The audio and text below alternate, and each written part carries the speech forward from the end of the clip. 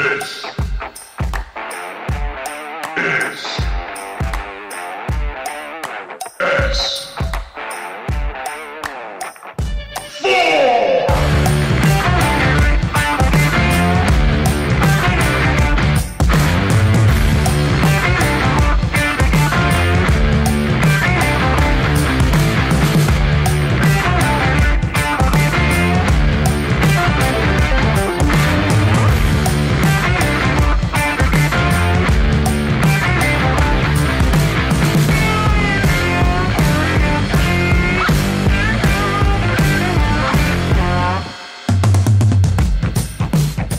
Sit back, relax, and keep your eyes to the skies.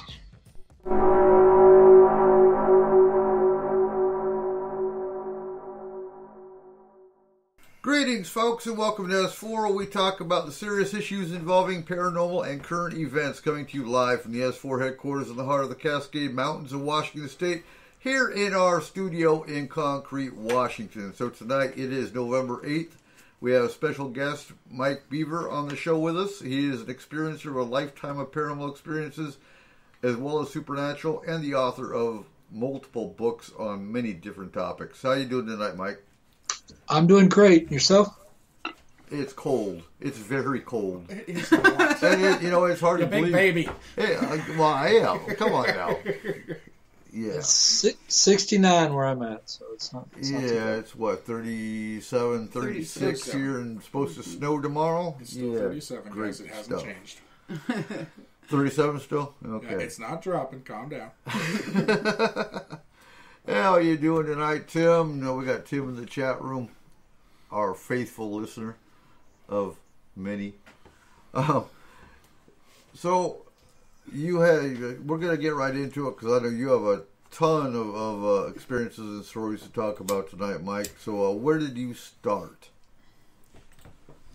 Well, and really, what part of it do you want to start with? It's totally up to you. I should probably give an introduction to who I am first. Yep. So on my website, which is profoundstates.com, if you go there, there's no www, just straight profoundstates.com. On the right side, you'll see my name. Below that, you'll see a big fat link underneath my name, which is my book. It's a very long title, and somebody, if they want, they can right-click and open that link in a different tab. Below that, there's a biography. So if you look at my biography, you'll know that I make my living, well, I'll just tell you. I make my living as a computer geek. My clients include the CIA, the FBI, the Library of Congress, many Department of Defense components, Army, Air Force, Marine Corps. And two highlights of my career, I was in the war room in Kabul, Afghanistan, that Petraeus, the 4-star, got his daily briefing through that room. Behind me, you had a Raytheon board with probably 30 to 50 live drone feeds. And then up on the big wall where he would see it, you had 4 live drone feeds about 100 inches side to side, projected from a second-story projector. You had 4 of those, and then my application, which was in the center. And the other thing I did in the IT world that's of note is I worked with a vendor, and together we stopped a congressional investigation, just the two of us. So I am also used to be a hypnotherapist, and I worked in the as a stuntman in the motion picture industry for over a decade. I'm an amateur ufologist, a contactee. I've never been abducted, so I'm just a contactee. I only have one book, and it's not yet published, so I'm sort of an author wannabe. So if you go to my bio, you can also see my movie bio, and there's all kinds of things in there. I won't go over the boring parts of my life, but that's who I am.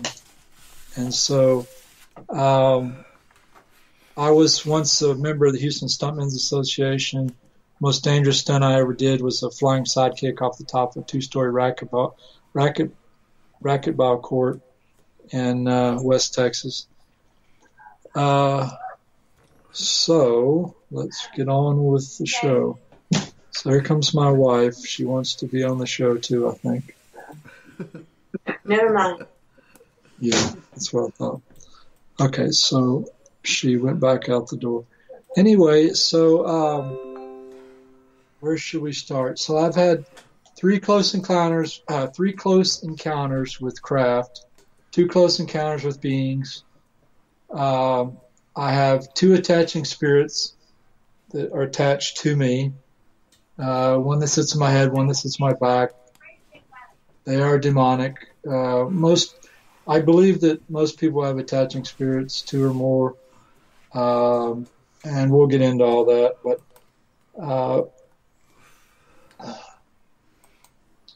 I've been in like 4 or 5 situations where I've seen other people's attached. Well, I've only seen one attaching spirit, but I've seen symptoms of attaching spirits about 4 times. And so as far as where I got started, I don't really know whether the paranormal stuff happened first or the alien stuff, but I'm pretty sure it was the paranormal. But it was all around the age. I started, all right, so first I should explain how I got my attaching spirits. I started smoking pot at the age of 16. I stayed high morning and night for 18 years. And that's how I got my attaching spirit. Anybody who smokes pot a lot, or cigarettes, or drinks a lot of alcohol, or does any kind of drugs a lot, has attaching spirits.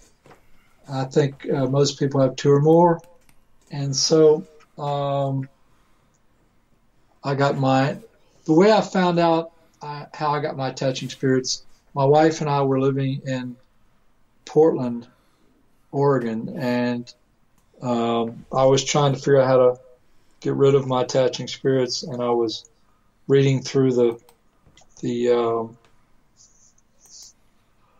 penny newspaper. And I saw a little ad for a healer, and I don't know why it caught my eye, but I called this lady up, and she said, "Yeah, come on down." She was in Southern Oregon, living in a double wide on a piece of grass out in the middle of nowhere. And my wife and I walked into her double wide, and she pointed her and her husband were sitting on the couches, and she pointed her finger at me and said, "You're healed." And I looked at her, and in my mind I was like, "You're an idiot," you know. And so I didn't say that to her, fortunately, but I was nice to her and kept a good face while my wife and I were there for a couple of hours, 3 or 4 hours, and then we went home back to Portland. Anyway, 2 to 6 weeks later, she called me and said, I talked to my psychic friend about your problem, and she said you got it through smoking, but I didn't see you smoke. Do you smoke? And I was like, not what you're thinking. Your friend didn't tell you what I was smoking, but I've only smoked 2 cigarettes in my entire life, but I stayed high for 18 years, and yes, I smoked pot. So that's how I found out how I got my attaching spirits. So anyway, I can go through each of my close encounters if you want, moment by moment. It takes quite a while to tell my first one, or we can just gloss over it. That's okay. We talk aliens and UFOs and stuff on the show all the time, so by all means, let's hear about your contacts. All right. Well, the first close encounter I had, I was, oddly enough, coming home from a party. I had gotten high at the party, but by the time I got home, I was very much down, and I was sort of below the state of depression. I basically was kind of paralyzed in my car, not because somebody had paralyzed me, but because I just didn't have enough energy to move. And so I'm sitting there in the car, my Pontiac Le Mans, an inclined driveway in my mother's driveway near the northwest corner of Clay and Gessner in Houston, Texas. And I'm sitting there thinking about killing myself. And you know, I'm thinking about leaving the planet, but I wasn't thinking about aliens. So I guess somebody picked up the fact that I was thinking about leaving the planet. And so I saw in my mind's eye a ring of lights. It was a visual image, but it was in the middle of my head. And I've never seen anything visually in the middle of my head while I was awake ever. And not before or since. And what it happened was it came on for like a quarter of a second, and it turned very slow, just for like the quarter of a second where it was on, just long enough where I could see movement. It was just a ring of lights, and I was like, "What's that?" Disappears, it reappears in my head. Does this like 3 or 4 times, and each time it's on long enough just for me to see the left to right movement.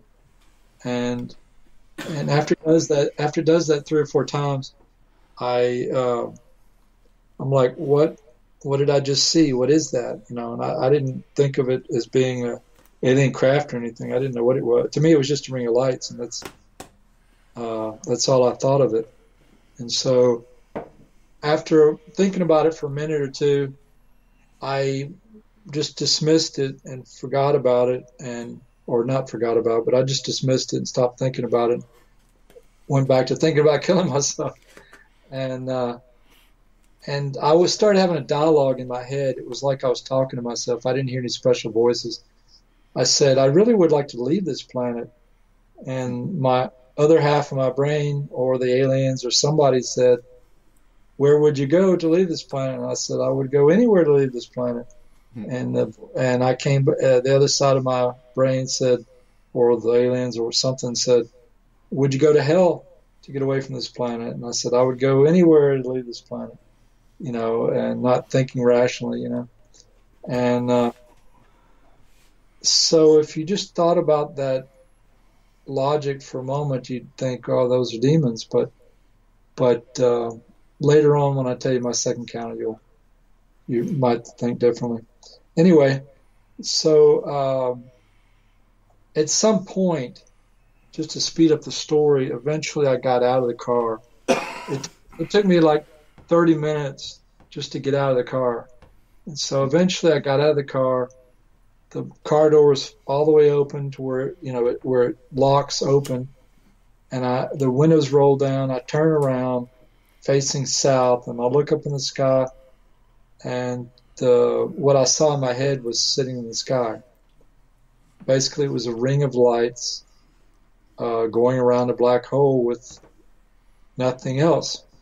And the first thought that came to my mind was, I thought I was hallucinating. So even though I went around for like a year asking them to come down and take me away, I have a large part of me that's also very skeptical. Mm-hmm. So anyway, thinking it's hallucination, I think, well, if I look away and do other things, it'll go away because I'm just hallucinating, right? So I turn around, I roll up my window, I lock my door, or I get in the car, I use my knees and I walk on my knees over to the opposite window door, roll up my window, lock my car, start backing out, look over to the left, look at the digital clock in my car. It says 11:00. This is Saturday night, October 3rd, 1980, at the northwest corner of Clay and Gessner. And then I continue backing out, stand up, roll up the window, the other window, lock that door, back up a little more, shut the door, turn around and look up, and it's still sitting there. I expected it to be gone by now, thinking it was a hallucination, right? Mm-hmm. But it's still sitting there. It's turning very slowly from left to right. It's vibrating like a piece on a lathe that's off center. And And I'm like, okay, I guess maybe you're real. And I said, I don't remember what I said in my head, but what it did was it started dropping very slowly, and it dropped like about 2 degrees in the sky, very slowly, and then stopped and paused, and then it rose twice as high as it dropped, where it was 2 degrees above where it started. It went up very, very slowly and stopped, and then it very slowly went back down to its original position. Now, I'm looking at it from the side, so I'm seeing 3 lights, then 4 lights, then 3 lights, then 4 lights, and it keeps going back and forth between 3 and 4 What colors lights. were they? Mostly white, but they had tinges of other color, but they were primarily white. But they weren't projecting out like a flashlight. They were self-contained light, and there was some other colors in there mixed in with the white, but I couldn't really. There was no predominant other color besides white. And so anyway, there were 8 equidistant lights, but I don't know there's 8 yet because I haven't got to that point where I could see all 8 lights. I can only see 3 and 4, depending on the position of it, because I'm looking at it from the side, mostly from the side.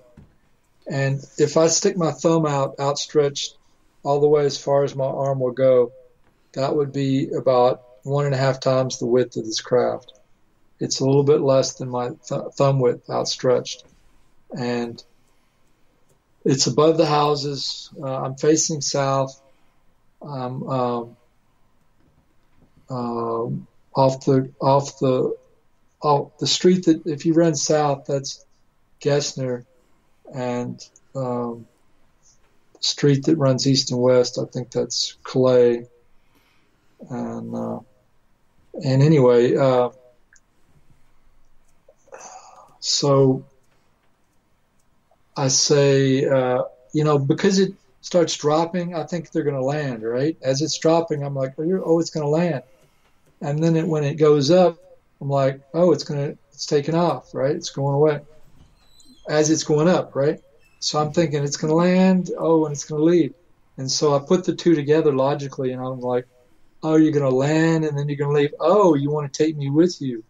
That's the logic. I came up with that logic based on the fact that they looked like they were going to land, and then they looked like they were going to leave. So I figured, well, they're going to land, then they're going to leave. Oh, I just kind of threw those two pieces of what they did together and logically came to that conclusion. And so I said in my head to the craft at that point, I said, okay, I'm willing to go. What next? How do we do this? And what it does in response is it moves at a 45-degree angle it's still spinning slowly from left to right. It's still vibrating like a piece on a lathe that's off center. And it starts moving without changing the angle of the craft. It still stays level, but the craft moves at a 45-degree angle up to the right.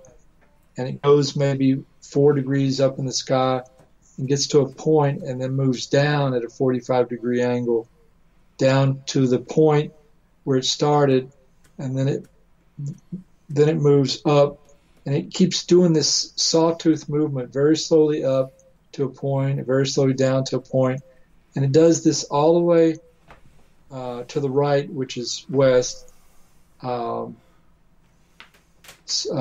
the way out over this field. And you could have taken a ruler and drawn a line in the sky all the way across the highest edge points and the lowest edge points, because they were at the exact same height and the exact same depth. So it went up to the same height and went down to the same depth each time it moved, and there was no transition between going up and down. It was like perfect.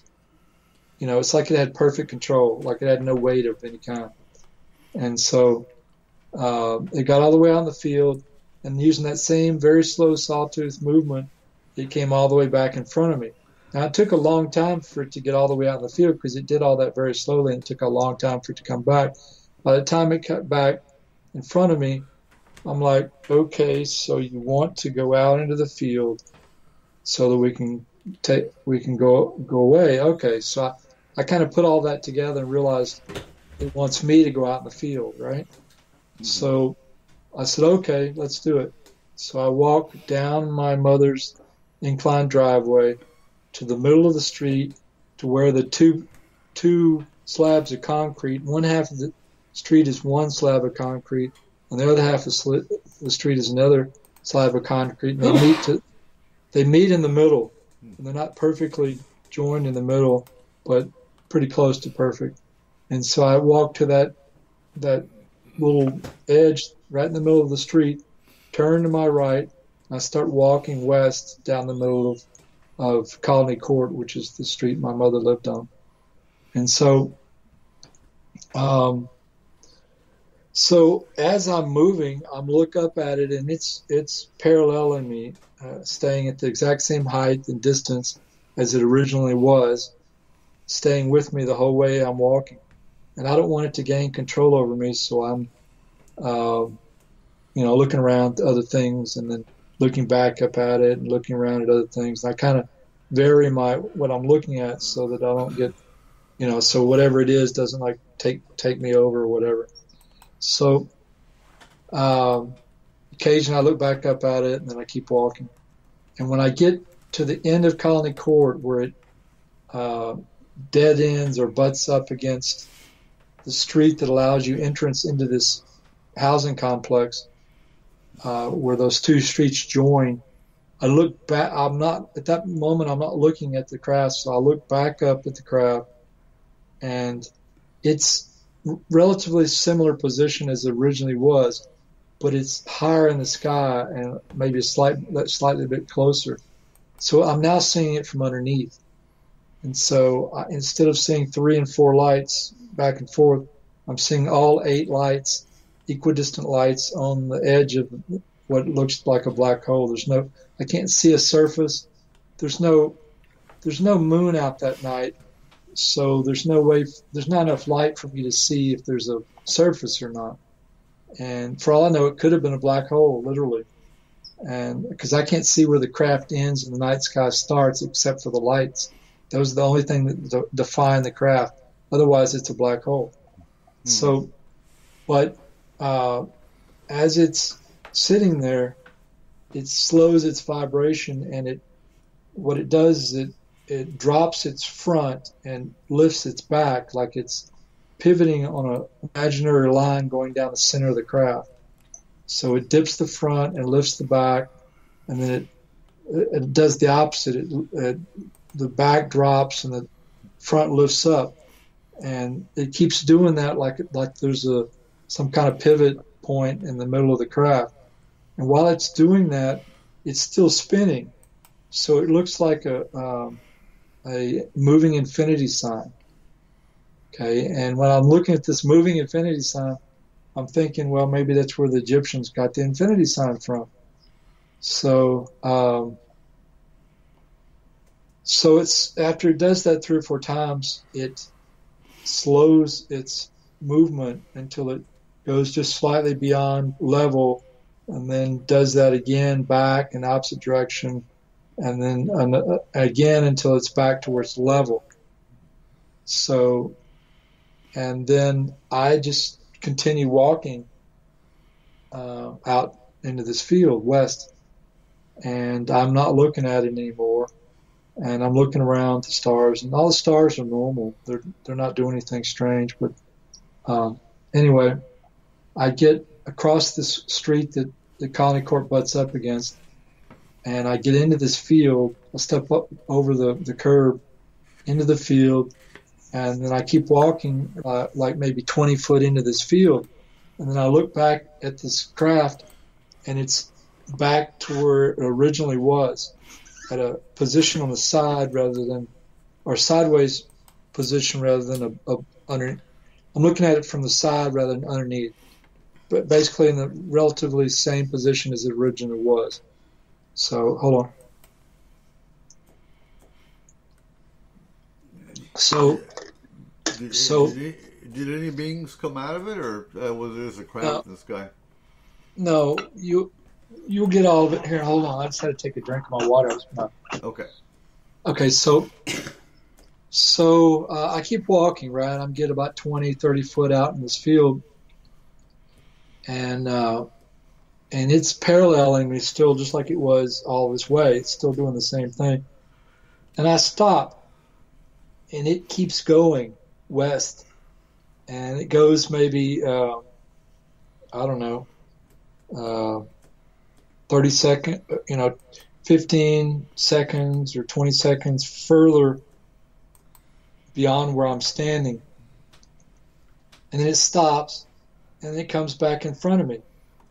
And I say to this craft, or the beings in the craft, mentally I say, I don't mind leaving with you. That's fine. I'm ready to leave the planet. But I want you to come down here. I don't want to go further out in the field to leave. I want somebody to see you when we leave. I don't want to make this like just me leaving. I want people to know, I want somebody possibly to see the craft and know that you're real when we leave. And mentally, it was like I was talking to myself. I didn't hear any special voices, but it said to me, they're not ready yet. And basically it was just using the speech patterns in my brain because I didn't hear any special voices. So when it said they said they're not ready yet, I said mentally, well, maybe I'm not ready yet also. So in that moment, I decided not to go, or not to leave with them. So the craft, what it did was it dropped maybe 1 or 2 degrees, probably just 1 degree in the sky. And as it did that, it slowed its vibration to where it was no longer vibrating. It's still spinning left to right. And if I got underneath it, let's see, it would be clockwise. So anyway, and so it made a full rotation, and there was a black dot where there was a light. It's like they turned off one of the lights. And I could actually, it doesn't make a lot of sense because you have a black dot sitting on a black surface. So I should have not been able to see anything, but I could actually see the dot itself, the black dot. For some reason, I could see it moving across the black surface where they turned off one of the lights. And it made a full rotation all the way around. The black dot was there again. And then there was a second black dot behind it. They turned off 2 lights with that rotation. And with each rotation, they turned off another light and went around 8 times. And when the last light, with each rotation, they kept turning off a light. And when it got the 8th rotation and the last light was turned off, it was no longer sitting there. It was gone. I got to break in here. I got to ask you a question. Yeah. If you were ready to leave this world completely, leave everything behind, why would it matter if anyone else saw it? I don't know. Maybe I still cared about humans or something. So maybe I just didn't want to be here. But I still cared about it. Go ahead.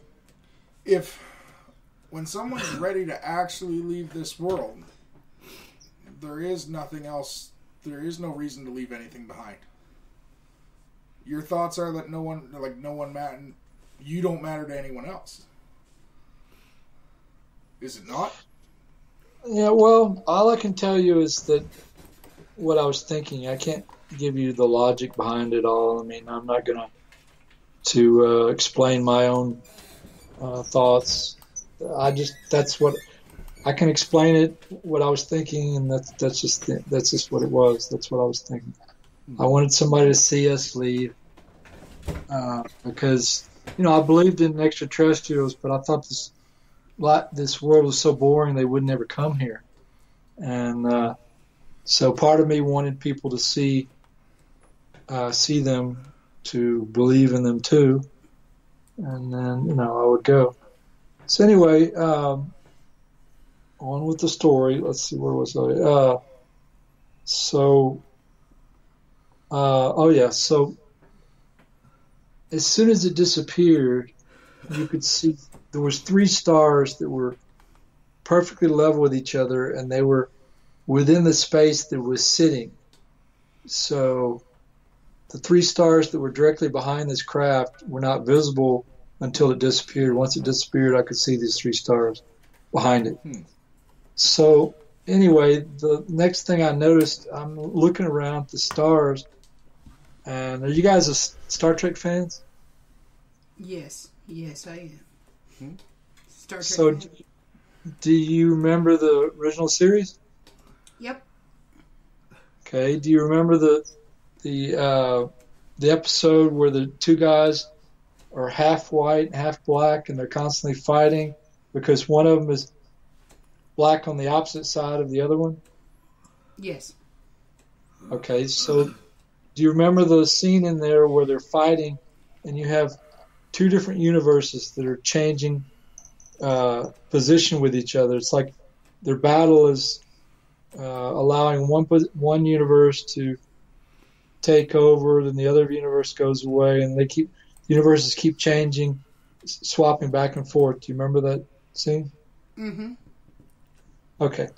So what I was seeing in the sky was something similar to that, but on from a different angle or a different scale. So that night, I saw there was more stars out than any night I've ever been outside in my entire life. That includes, and I've lived in a lot of different places. And so I've never seen more stars out than that one night. So within the space of $1, a silver dollar, there was like 10 to 15 or more stars within that much space all across the sky. Okay, and that much, much space, the space of a silver dollar, there was all the stars within that space would go off at the same time, literally blink out, and another different set of stars within that same space would come on and take their place, and they would go back and forth swapping. Okay, this was occurring in the space of a silver dollar, right? Then there was silver dollar that much space with the stars all going off at the same time, independent of all the other spaces. As far as I could see, this was happening, right? So you'd have... Okay. So you say, okay, so there's like a space the size of a silver dollar, like if you were to hold it to your face or if you were to hold it away from you? If you'd hold it away from me. Okay, so there's a space the size of a silver dollar where the lights, or the stars, were blinking in of existence and out of existence. Okay, maybe kind of like a craft was actually blocking them moving. Right, that's what I was... And well, you had all those stars go out, and you had another set of stars come on, right? Now, this was happening within that same amount of space, independently of every other space, in every direction. As far as I could see, I looked around in every direction. It was happening as far as I could see in every direction. Okay? Every space the size of a silver dollar, all the stars in that space would go off, would blink out at the same exact second, and a different set of stars would... Okay, so is there more than one space the size... Like, if the entire sky was lit up, you're talking separate different spaces the size of a dollar all over it? It's happening. Every space that size, it's occurring independently of every other space that size, as far as I can see. Okay. In every direction. So it's like a grid, and pieces on space A are going out, while pieces on space B are coming on. No. Let's just take one space at a time. You've got one silver dollar space. All the stars in that space turn. It's like something blocks them out, and they just turn off. And another set within that same space comes on in their place. They're going back and forth, right? Okay. Now this is happening independently within every space that size, as far as you can see in every direction. They're all independent. All the spaces are independent of each other, but all the stars are going off within each space at the same time. It's kind of hard to visualize unless you were there. But all the stars within that space would go off. A different set would come on at the same time in that same space. Mm-hmm. And then, but it was happening independently on that independent, every silver dollar space across the entire sky was happening independently of every other space.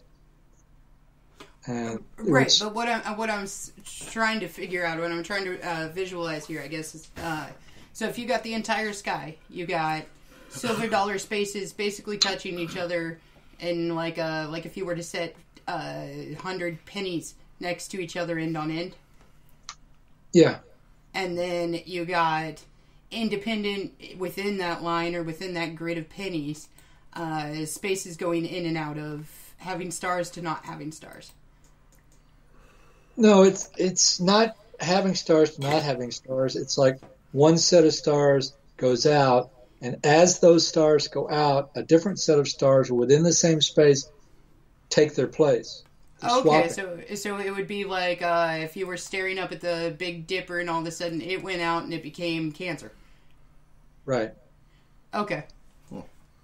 I get. Okay, that makes way more sense. I'm sorry. I was trying to visualize what you were. It's hard to visualize unless you were actually there. But if you just think of one silver dollar space of stars, all going off, and another within that same space, a different set of stars coming on as those go off. Mm-hmm. And they're swapping back and forth within that space. Then duplicate that in every direction, and every space they're all doing it independently of each other. There's no connection between them. So it's almost like world within world or portal view, but of several different spaces and several different times at the same time. I don't know. I don't know how to logically describe it other than what I saw. Okay. So anyway, it was kind of playing on my head a little bit because it was almost like making me dizzy. I wasn't really dizzy, but it was like almost like dizzy, It was just kind of playing on my head. So I kneeled down to my knees and closed my eyes for like 20 or 30 seconds or maybe even a minute. And then I opened them back up, stood back up, looked around, still doing it, right? So I walk back across this field at an angle towards my mother's house, and I'm looking around at the stars the whole time, and it's doing it the whole time I'm walking in every direction. And I walk over the curb of the road and into the road and across the road that goes into the complex, and then once I get on the other side of the road, I'm on Colony Court, and I'm walking down that road, and I look down and I keep looking back up, and it's still doing it. I'm not staring at it the whole time, but I keep looking back up, and every time I look up in every direction, it's still doing it as far as I can see. And when I get all the way to my mother's driveway, the edge of her driveway, I stop at the edge, and I'm looking up at the moment. I look back up and look around. All the stars are back to normal. So I walk up the incline of her driveway and then into the house, and I go upstairs, and I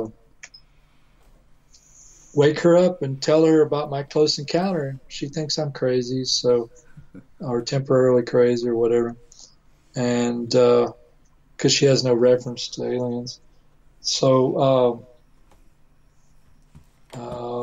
then I go to my room and I think about everything, and I'm at this point I'm kind of regretting that I didn't leave, and so I start thinking about how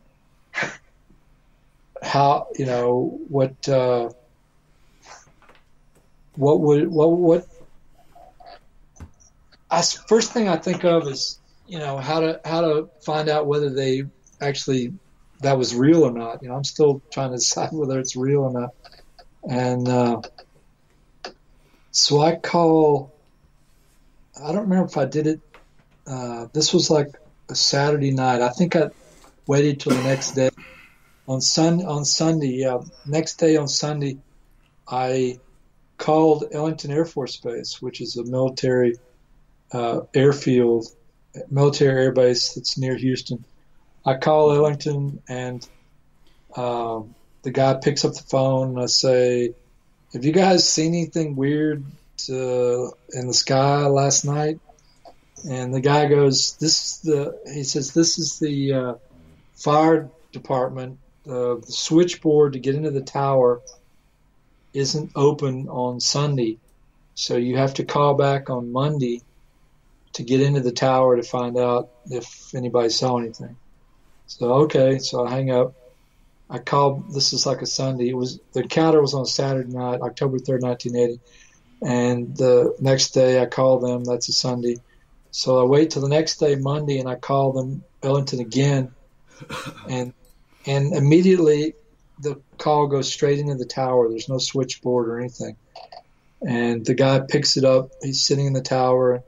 I said, did you guys see anything weird Saturday night?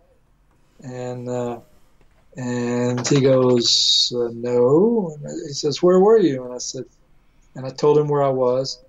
And he goes, hold on. And he sits the phone down. I think he got up and walked over to the guy whose radar covered my area. And I expect him to come back and say, no, we haven't seen anything.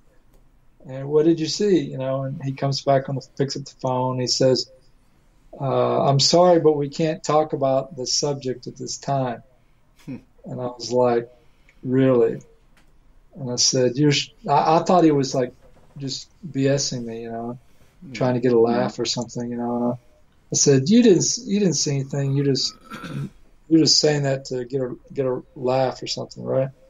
And he goes, no, we're not allowed to talk about this subject at this time. He repeats it. Something, it wasn't exactly those words, but it's very close to that. So do you think it was a governmental craft, or do you think it was off-world? I think it was off-world. Okay. So anyway, hold on a second. I gotta let my dog out. He's crying. Get out the door. Hold on. Go. Please go. My wife puts him in the room, and then he wants out. So anyway, okay. So after that, I'm kind of wishing that I had gone with them. So I'm trying to think of when they might return, and so I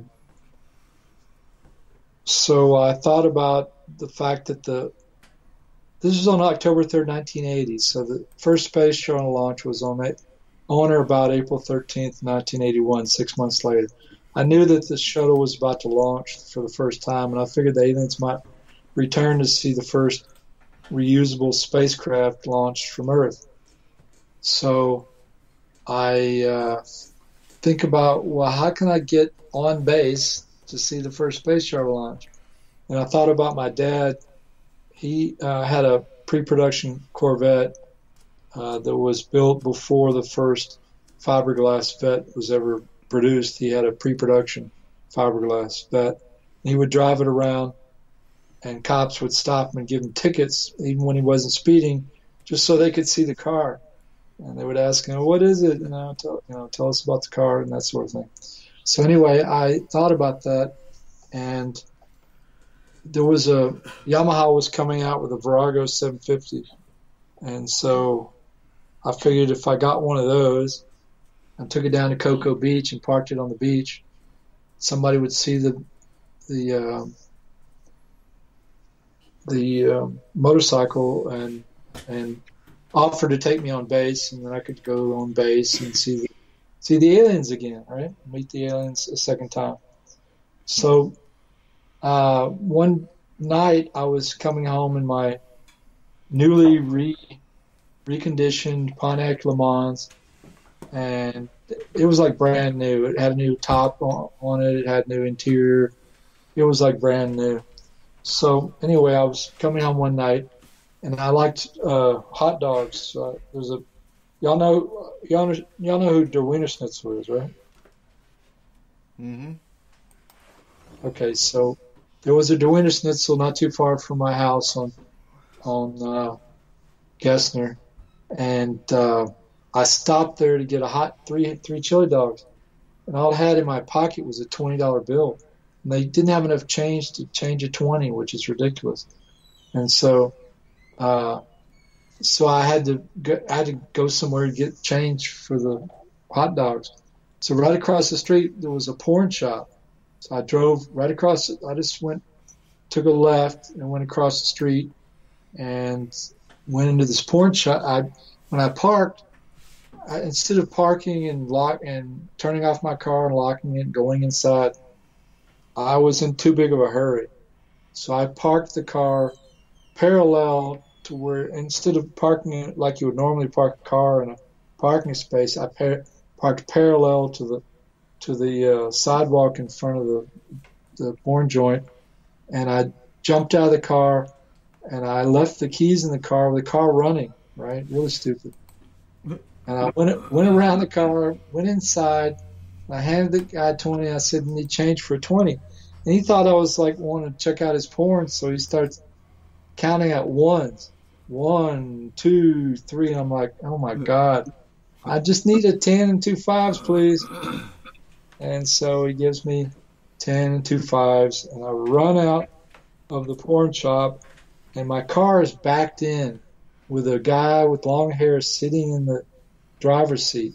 I run around to the left side, grab the door, jerk it open, and as I jerk the door open, he's already got it in gear. He just steps on the gas, and he's gone. He takes off. Never see the car again. I never see the car again. So the insurance company pays me like $1,400 for the car. I use the money to buy a very old used Kawasaki 750, and then I take that motorcycle, and whatever cash I have left, and I trade those in on a Virago 750. I take the bike down to Florida, park it on Cocoa Beach. Guy walks over, is checking it out, has it passed to get on base, and he offers me to take me on base, just like I envisioned. So I'm following him in his station wagon, and we park, and I park just outside the gate at Cape Canaveral, and get into his station wagon. It's a father. He has 3 kids in the car: a young girl, a younger boy, and a really young boy that's maybe 4 or 5. And so, besides the 3 kids, he's got one of his employees, 18 to 23-year-old German kid, sitting in the passenger seat in the front with him. He's driving, and we go to see the space shuttle launch. And I don't know if you guys remember, but the first space shuttle launch was canceled. The launch was stopped at about T-minus 10 seconds, and then they held the launch for like an hour and a half, 2 hours, and then they scrubbed the launch. And they said, this was on a Friday, and they said, we're going to relaunch on a Monday, 3 days later, before Monday, Saturday, Sunday, or Friday, Saturday, Sunday, Monday. Yeah, 3 days later. And so I was, as I'm leaving with this gentleman, he says, well, we're not going back to Houston. We came to see the launch. We came this far. We're not going to return to Houston and not see the launch, or not. I don't remember where he said he lived. He wasn't from Houston like I was. And so he said, I'm not going home before I see the launch. We'll just go down to Daytona and then come back Monday. And he said, you can come with us to Daytona, and there'll be a lot of pretty ladies out on the beach, and we'll just hang out on the beach until Monday, and we'll come back and see the relaunch on Monday. So I do that. I follow him in his station wagon with his kids and his employee from Cape Canaveral to Daytona. And somewhere along that path, I'll lose them. And then so I have to go driving down Daytona, the beach, because I know that's where they'll be, on the beach somewhere. And so I start driving down Daytona Beach. It's a really long beach. And eventually I find the family. And then from there we go to their hotel. And I had to stay awake from Houston.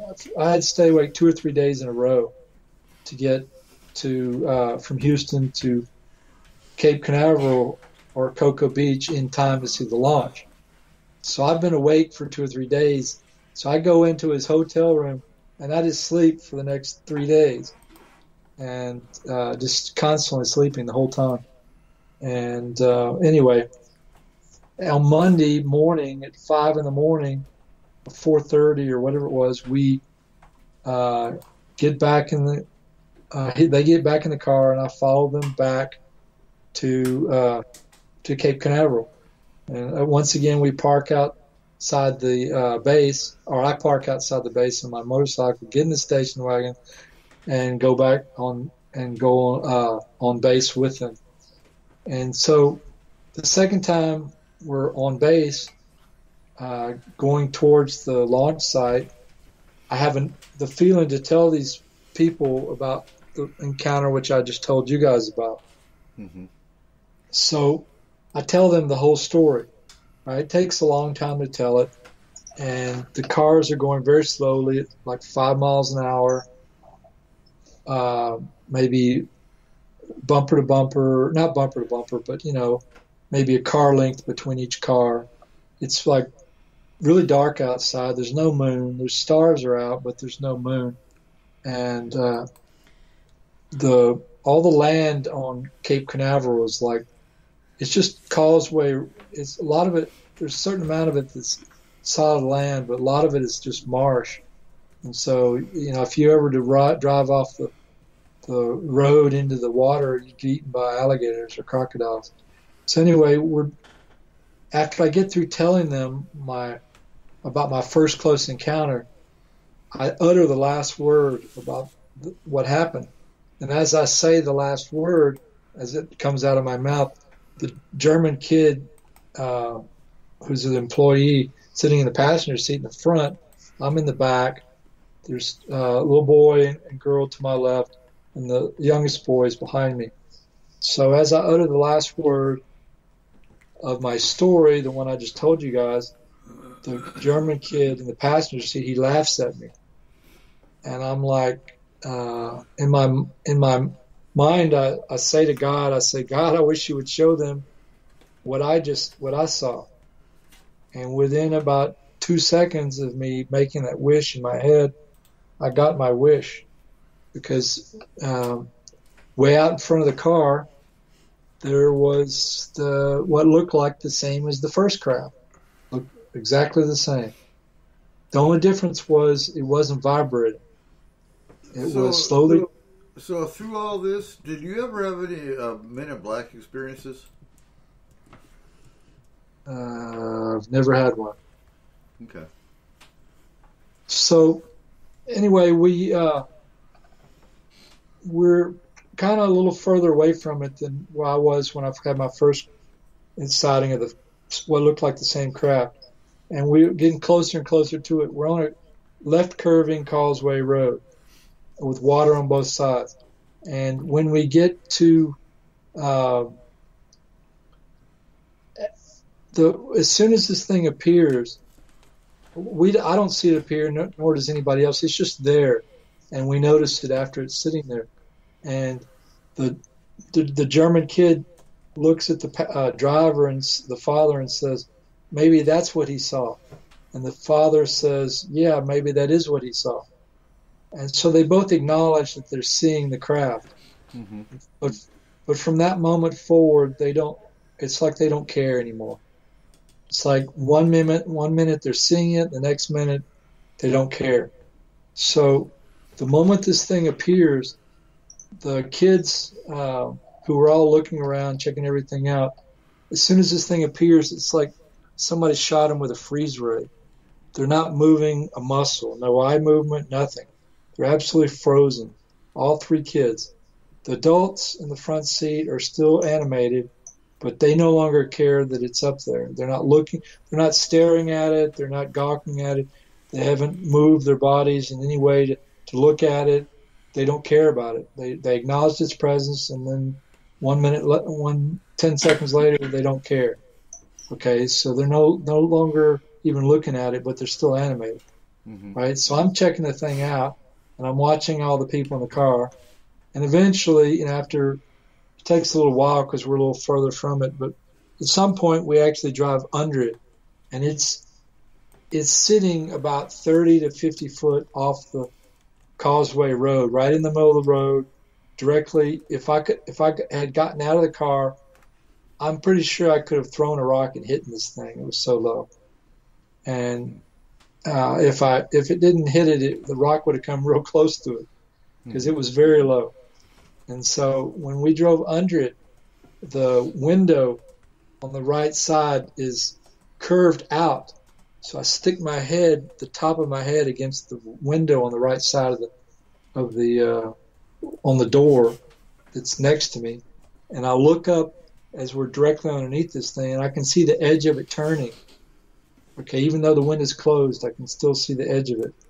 And so we keep going under it until we're beyond it, and I look back, and it's still spinning behind us. And nobody in the car, none of the adults, turn back and look at this thing. They don't care that it even exists anymore. And so, and we keep driving away from it, and all these other cars are driving underneath it, and not a single car stops to get out and look at this thing. And so eventually we go around the Causeway Road far enough to where the trees block out the position where it's sitting. And that's the end of that encounter. So, okay, and on that, we do need to go into our first top of the hour break. And when we come back, we will hear about your second encounter. Oh, that was both of them. First and that was both of them. Okay. Gotcha. All right, ladies and gentlemen, we will be back. Here is Wildfire. You are listening to S4 on Spreaker.com.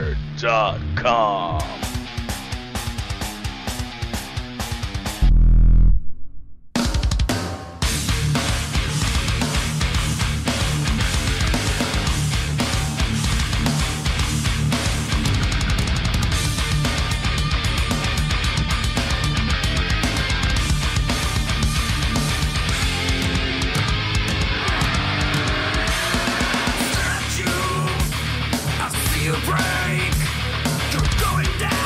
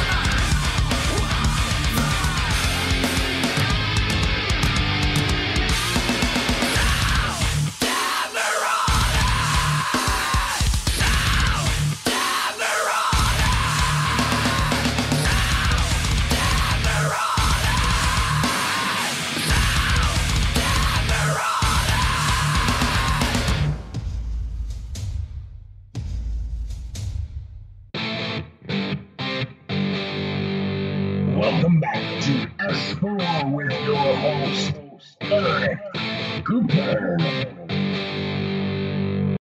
And welcome back to S4, where we have Mike Beaver and his contact experiences. And we are going to... I wanted to ask, though, have you ever worked with abductees on the hypnotherapy side? Yeah, one. And did you want to talk about that one or no? We can. So she was using a breeder for the Greys. She figured out she had 55 offspring, which is, I thought that was a lot, but since then I've found out that that's not actually atypical. It depends. It does depend on the lifespan of the abductee. There's supposed to be 3 different phases that they go through based on the age of the abductee. From the experience we've had working with abductees, anyway.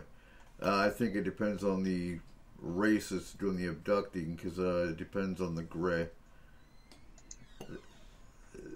So, how many races have you dealt with? Both directly? Both in your encounters that you've had, and with any abductees you worked with. Well, she's the only abductee I've ever worked with. Okay. I've been a ufologist my whole life, but I've never come across, I could name almost half a dozen people that you would know all their names because they're all famous as ufologists, but none of them have ever allowed me to regress any of their experiencers that they had contacts with.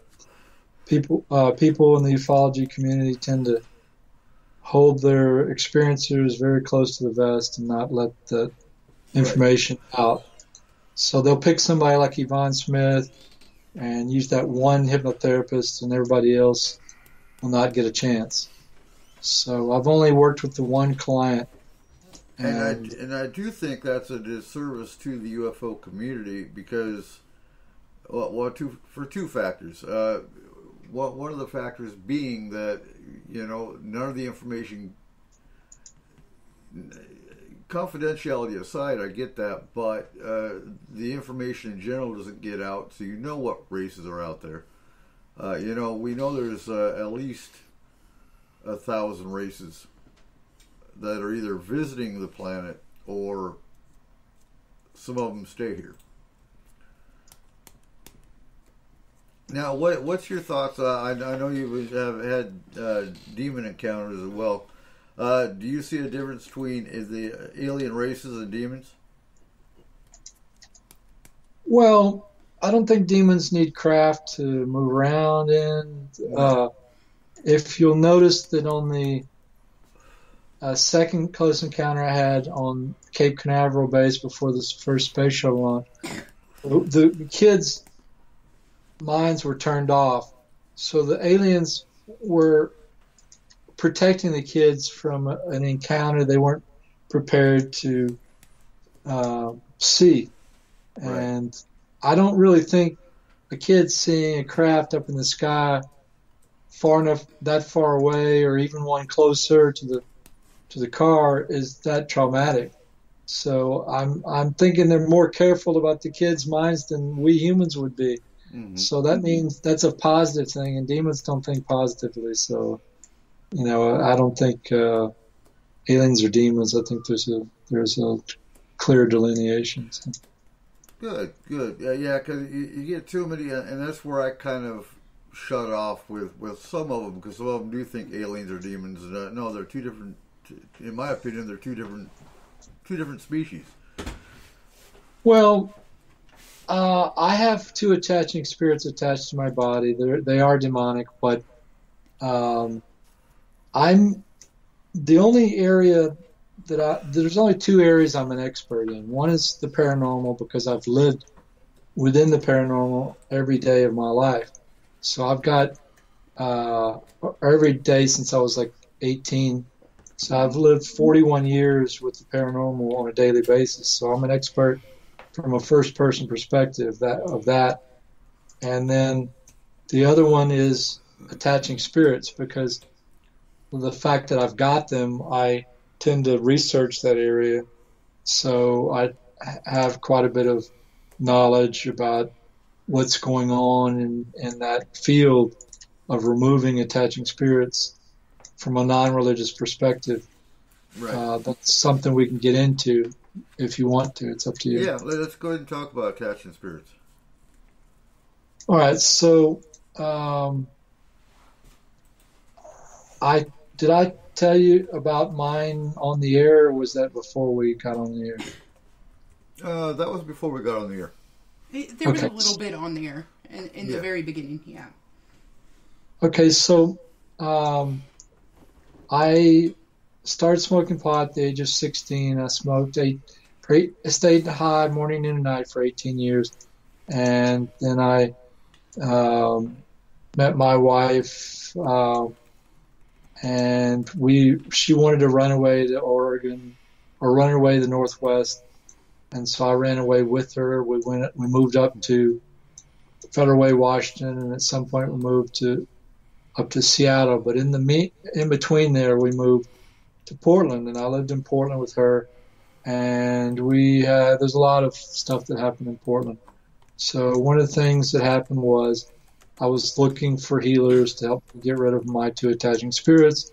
So I found this lady's ad in the penny papers and went down to Southern Oregon, and we walked into this lady's double wide, and she looked at me and pointed her finger at me and said, "You're healed." And I thought in my head, "You're an idiot." And I didn't say anything to her like that, but that's what I was thinking at the time. And so my wife and I were nice to the couple, and eventually went back to Portland from Southern Oregon, where she lived. She and her husband lived, and then she called me 3 to 6 weeks later and said she had talked to her psychic friend and asked her about my problem. And her psychic friend said, "I got my problem through smoking." But her friend didn't say smoking what. And so she assumed her friend was talking about cigarettes. So she said to me, "I didn't see you smoke. Do you smoke?" And I said, "Well, not cigarettes. I've only smoked 2 cigarettes in my whole life, but I stayed high morning, noon, and night for 18 years from the age of 16 to the age of 34. And so, yes, I smoked continuously for 18 years. And so that's how I found out how I got my attaching spirits. So attaching spirits are like other problems that you have, but different. So let's say you have a headache and it's localized, like it's not spread out over your whole head. It's more localized. It's in one spot or in a small area, right? And then you stick your hand on that area and the headache goes away while your hand is there. And you take your hand off, it comes back. You put your hand on, it goes away. You take your hand off, it comes back. That's an attaching spirit. Now, let's say you have a sharp back pain and it moves around on your back. It doesn't stay in one spot. That's an attaching spirit. A normal back pain like slip disc or compressed joint or some torn ligament, whatever, that will stay in one spot. It will not move around. But attaching spirit will move around. So I've had 2 people that have seen my attaching spirits. There was one girl, I used to go over to her house. You remember Robert Monroe's Gateway Experience Hemisync tapes that he had? Do you remember who I'm talking about? I'm not familiar with that one, I don't think. Okay, so there was a guy named Robert Monroe, and he was funded by DARPA, the Defense Advanced Research Project Agency. They founded, with DARPA's money, he founded the Monroe Institute. I used to live like within 2 hours of that institute up in Virginia, and people go to that institute and they spend like a huge sum of money, and they teach you how to get out of your body using hemispheric synchronization. Mm-hmm. So do you know what hemispheric synchronization is? Is that like remote viewing? No. So hemispheric synchronization is when you play one tone in one ear and you play a different tone in the other ear. And your brain, the two halves of your brain entrain together to the differential frequency of the two frequencies. So if you played 80 hertz in your left ear and 100 hertz in your right ear, 80 from 100 is 20. So the two halves of your brain would both entrain to 20 hertz. And your brain would start functioning as if it's one brain rather than two brains. Okay? You really have two brains, not one. They talk to each other through the corpus callosum, but they work independently of each other, and the frequencies coming off of them are totally independent of each other. But when you sync the two halves together in one frequency, you have the higher mind states. Okay? So if you do laying on of hands, healing, your brain will start syncing together, and you'll start getting higher mind states. You're channeling chi. Your brain will start syncing to the frequency of the earth and sync together. And there's all kinds of things you can do that'll cause your hemispheric synchronization. And anyway, so I would go over to this girl's house, and I had a copy of Robin Monroe's Hemisync tapes on the little tapes that you used to have. And so she had a copy, and a bunch of other people had copies of that same Gateway Experience set of tapes. And so we would all, like, somebody be laying on the couch and somebody be laying on another couch. People would be laying on the floor all over the place. They'd all have headphones on listening to their own copy of Robin Monroe's Hemispheric Synchronization tapes, trying to get out of their body. It was like an out-of-body party where everybody was trying to get out of their body. Of course, it never worked for me. But anyway, I have been halfway out of my body one time. It scared the heck out of me. Anyway, after we finished doing this at one of her parties, everybody left, and she and I are sitting there together by ourselves. She's sitting on the opposite side of a card table, and she looks at me and she says, "You know, you have an imp jumping around on the top of your head." And I said, "Yeah, I know, because it was jumping around on the top of my head at the time. It never jumps around on the top of my head. It hasn't done it in my whole lifetime except for the one day. It just happened to be doing it that day." And so I knew by the fact that she not only described it as an imp, which is a small demon or a earth spirit, and she also described what it was doing. So I knew she could actually see it. Right. So then I was in Portland, Oregon, and my wife and I had some marital discord, and I ended up in the jail, the downtown jail that was called the Justice Center in downtown Portland, Oregon. And I had this cellmate, and he's in my book also, but he's sitting on the bottom bunk, and I'm sitting on the floor on the regular floor, concrete floor of the jail cell.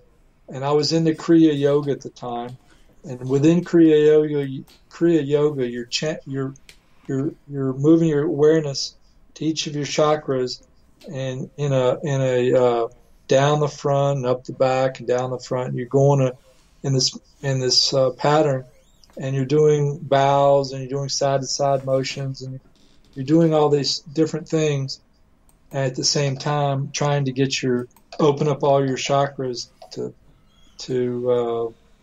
move along as a meditator, and become more enlightened or whatever. And so I'm doing this sitting on the floor, on the concrete floor of this cell, in this jail cell, and my cellmate is sitting on the bottom bunk. And when I finished doing my Kriya Yoga meditation, I open my eyes and I look over at this guy's cellmate sitting on the bottom bunk. And he looks over at me and says, "You know, you have a demon sticking its tail in your back, don't you?" And I thought about it, and I was like, I moved my awareness to the middle of my back, and I could feel the sharp pain where it was sticking its tail into my back, but I could also feel the energy signature of the being around the sharp pain. And when I noticed that energy signature on the surface of my skin around the sharp pain, I knew that it was more than just a normal back pain at that moment. So I acknowledged mentally and verbally to the guy, yeah, I do have an attaching spirit there. I didn't know about the one on my back until he said something. When the girl previously said it at her apartment about the one on my head, I already knew about that one before she mentioned it. And so, but I didn't know about the one on my back until the guy said something in that jail cell. So anyway, that's my attaching spirits. And so, do you want me to give you my third craft encounter, or do you want to go somewhere else? No, I'm curious. So let's talk about when your wife got possessed. Talk about what? When your wife got possessed, and you almost spent 2 years in prison. Okay, so how did all that come about? So I was at the time we were living in Seattle, Washington, in Manassas, or not Seattle, Washington, in Manassas, Virginia. We were living in Manassas, Virginia, and I have to, in order to explain this story, I have to actually regress in time to give you some prerequisites to the story because you're not going to understand it. Okay. I went to. I'm actually going to tell you about the third craft encounter in order to tell you about that. So I was actually in Afghanistan, right? Mm-hmm. And I was finishing my third tour there, and I was not military. I was just a contractor. And I'll skip over a lot of that, but basically I got fired off this job, right? And I left Afghanistan about 16 days. In order to get your tax credit from being overseas, you have to be out of the country for 285 days of that year. Mm-hmm. And so when I got fired off this job, I left 16 days short of that 285-day time frame. So I had to go back out of the country for another 16 days to get my tax credit. So I chose to go to Iquitos, Peru, to do the ayahuasca. So in order to get the tax break. Right. And so I went to Iquitos and I spent 19 days in Iquitos. And I went from Iquitos outside the city, so many miles, 6 miles or whatever, to this ayahuasca retreat, and did the ayahuasca twice. And then I went to another retreat, did it a third time. And what happened was it opened me up like a can of worms psychically. Mm-hmm. So it's like I was like a super psychic, except when you're opened like that, it doesn't just open you up in your head like a psychic. The barriers around you also are breached. When you smoke like cigarettes or pot or do alcohol, the barriers that are immediately around your body are breached. But when you do hallucinogens like acid or ayahuasca, the barriers that are further away from you, that are like outside the room that you're in, you have barriers that are way away from you that are surrounding you also. Those get breached. So at that point, after I came back from Peru, my wife was in Manassas, and we would be in our apartment, and I would basically be under attack one day, spiritual attack, or all different kinds of things would be happening. I'll give you an example. My wife and I were laying in bed, half asleep, and the dogs are sleeping with us. We had 2 dogs at that time, and it's like somebody set off a hand grenade in the living room. There was no shockwave, but there was a lot of that explosive sound was very loud. Mm-hmm. And the dogs woke us up, and the dogs would jump up and they were barking their heads off because they all heard the sound, right?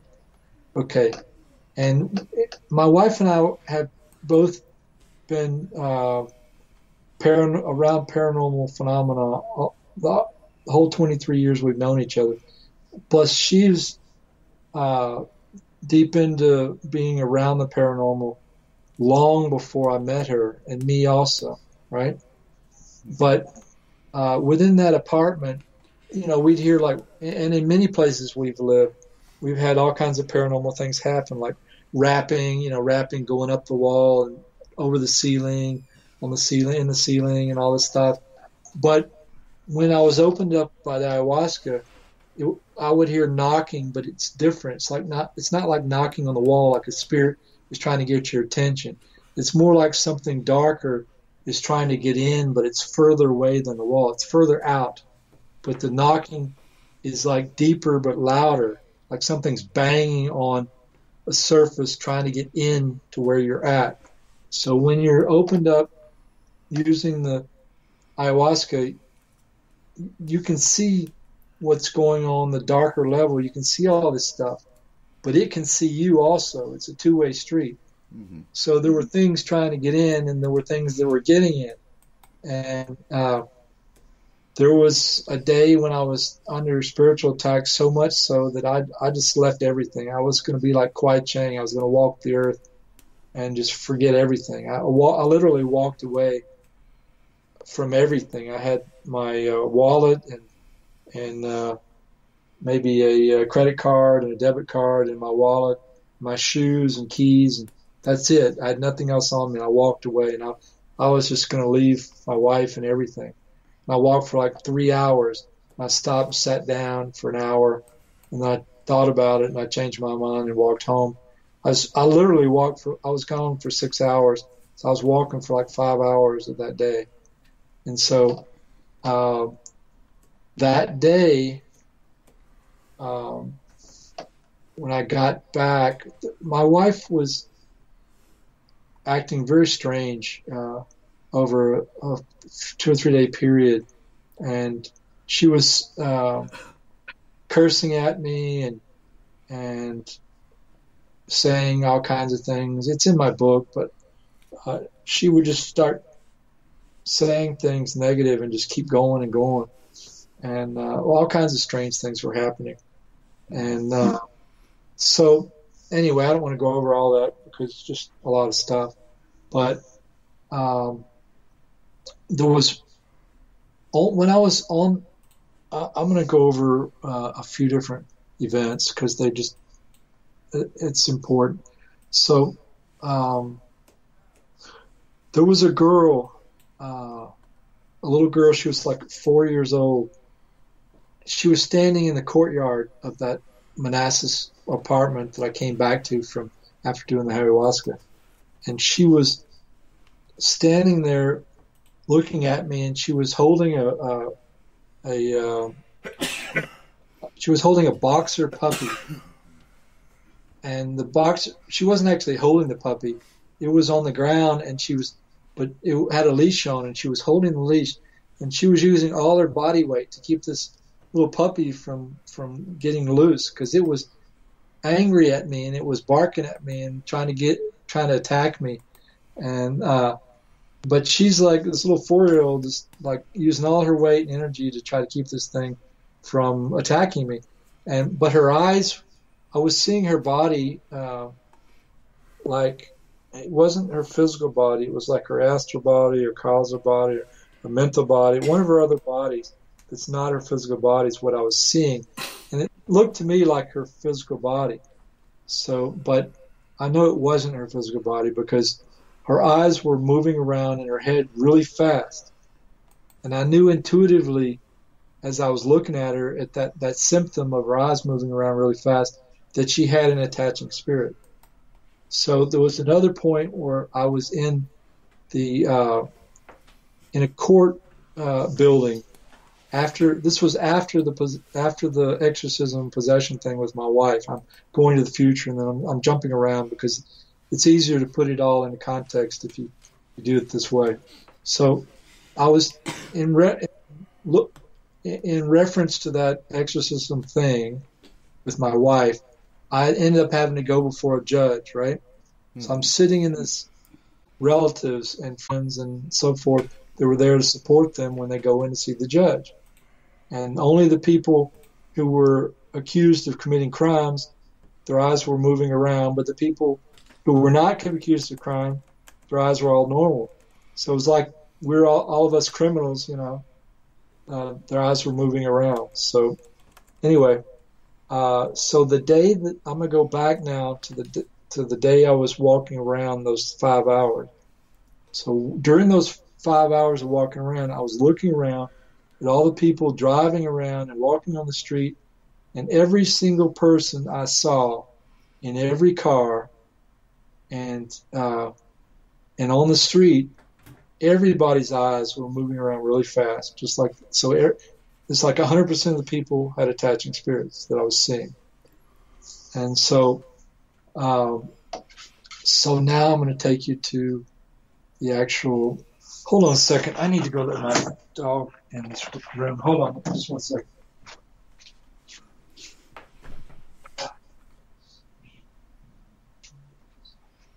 Go ahead.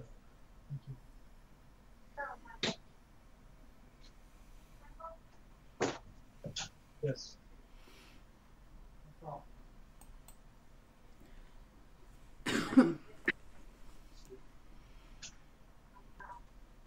Last week.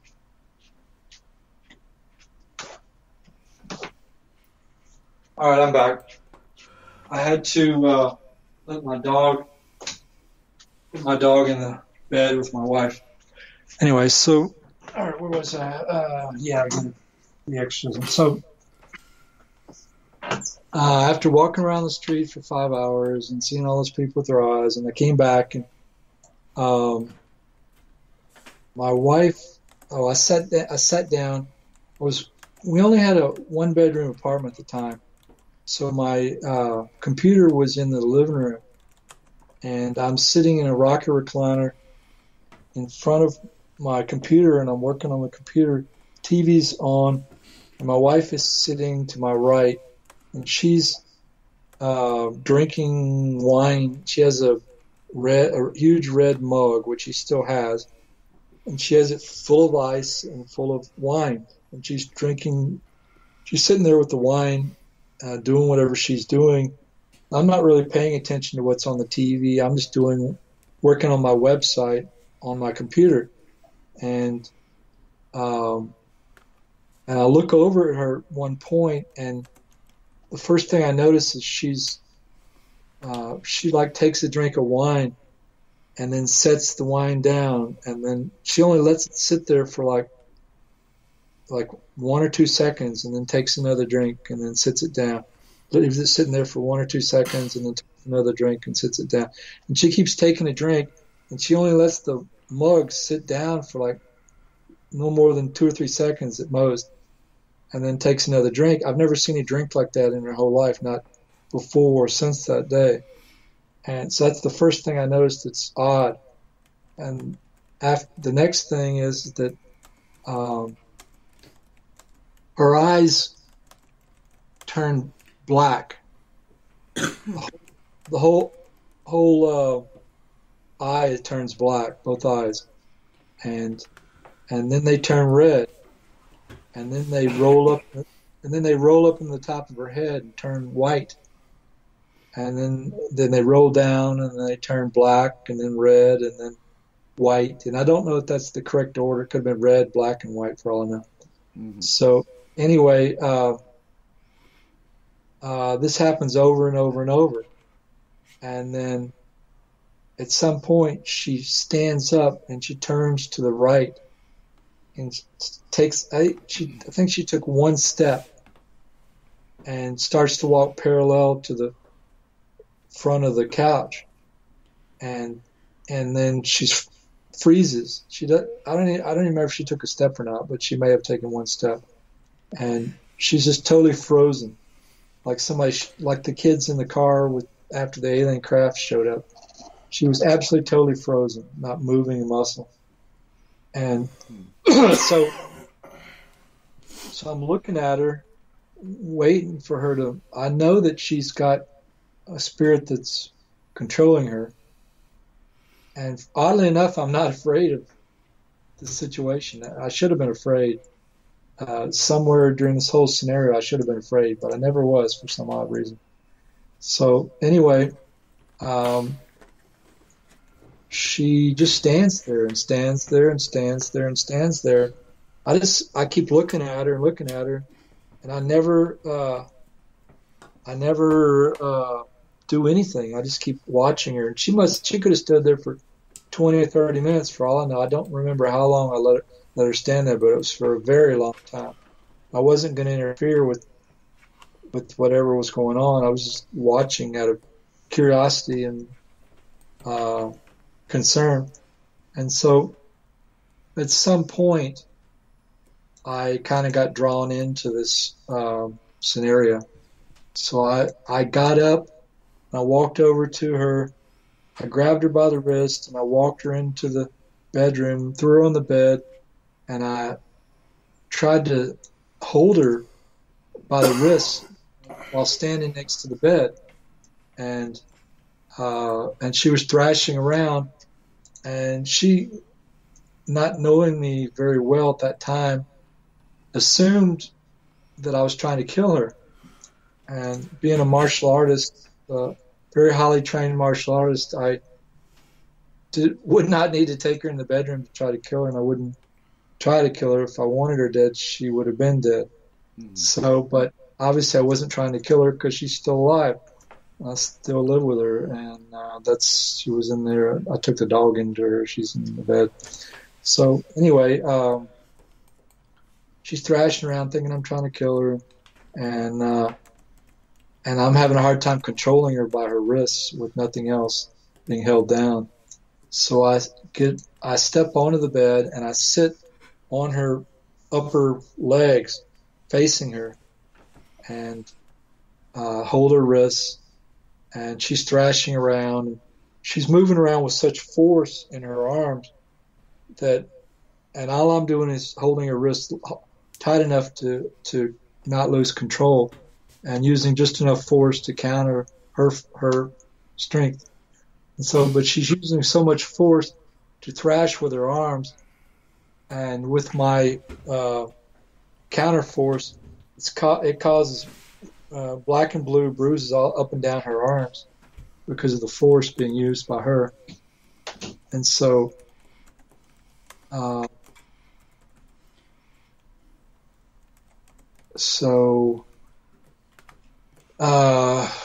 some point, I decide. Hold on a second. Oh, there he is. Dog returned. So at some point, I let go of her because it seemed like she calmed down a little bit. So I let go of her wrist, and then as soon as I let go, 3 or 4 seconds later, she tries to take my head off. And she hits me like literally right on the edge of my eye, a couple millimeters in one direction, and I would be blind, half blind at this point. But she hit me as hard as she could in that spot right next to my eye. And so I grab her wrists again and control her for longer. And at some point she calms down. I let her go again. She tries to hit me again, and I block her attack with her arm.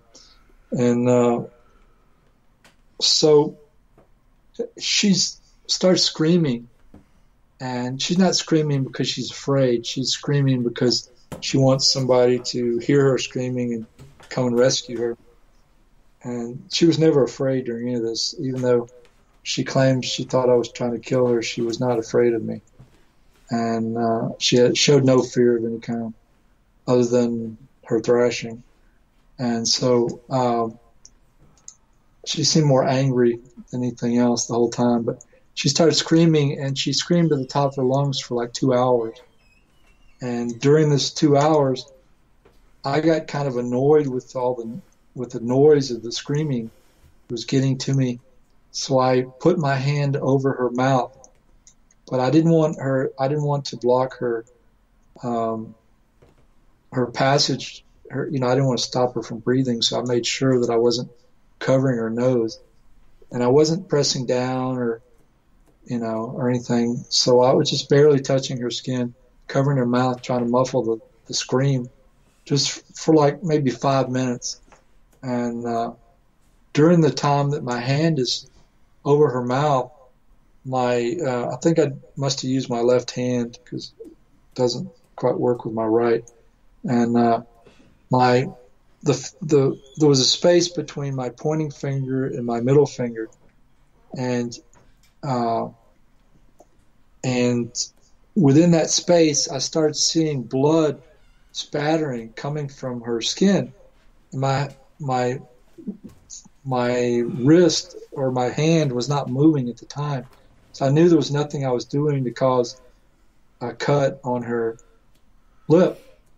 And so I moved my hand off of her mouth, and there was a cut that was forming across her lip that was like about 1 inch long, and it just like formed out of nowhere across her lip with nothing causing it.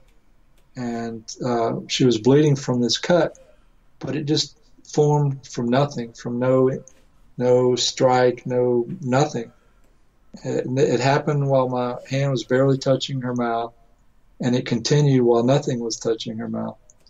And so at some point, her eyes roll up into the top of her head, and she falls back on her back, and she stops breathing.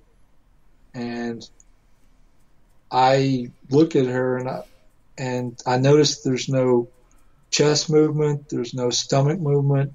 If a medical person had walked in the room and looked at her, they would have probably immediately walked over and taken her pulse, because they probably would have thought she was dead, just like I did. And so I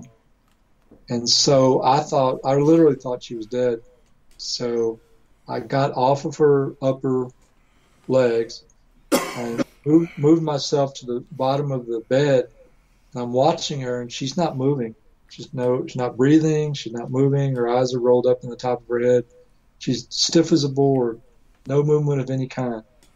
And I sat there for maybe a minute or two, or maybe even 3 minutes, with her not breathing and stiff as a board. And then all of a sudden, her eyes rolled down out of the top of her head. She sits up, and she looks up. She looks at me with her eyes back. Or I think what happened was she just lifted her upper body up. Her eyes then rolled down out of the top of her head next. And then she looks at me, and she realizes I'm no longer sitting on top of her. So she jumps up out of the bed, runs out of the apartment or out of the bedroom, then out of the apartment, then downstairs, and goes into this our neighbor's apartment. And without her telling them to, she calls the police. The police show up, and I tell them the whole story that I just told you. And the policeman doesn't believe a word I've said, and they take her away in an ambulance to the hospital and me in cuffs to the jail. And then in the jail, that's where things really start getting weird. Let's see. So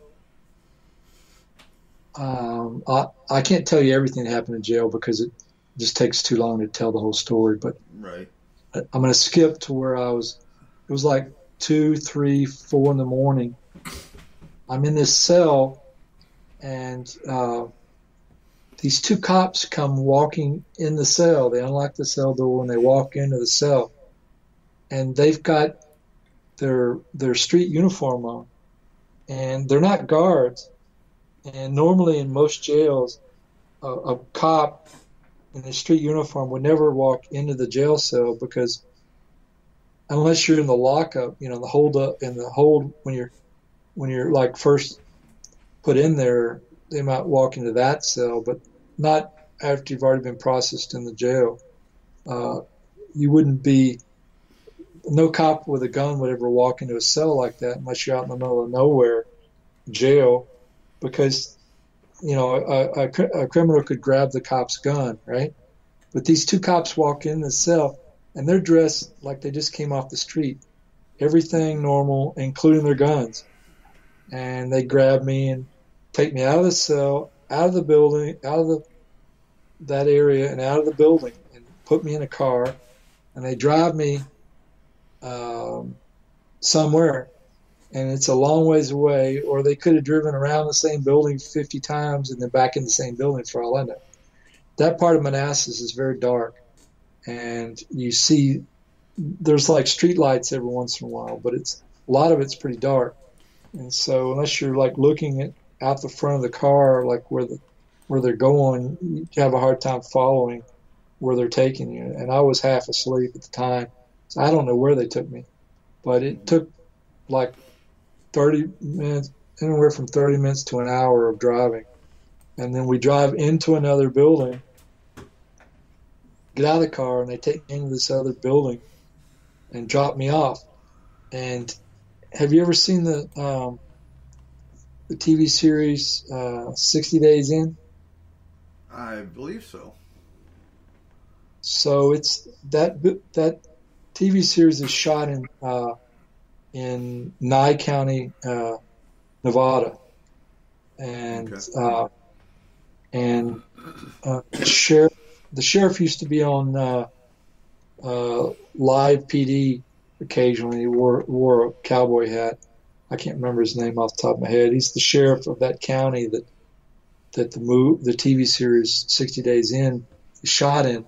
And what they do is they take regular people who are stupid enough to play a criminal, and they pretend to be a criminal, and they put them in a regular jail facility, and then they spy on all the criminals, and then they take them out, and the man or woman who's pretending to be a criminal reports back to the sheriff about all the criminality that's being done in the jail cells.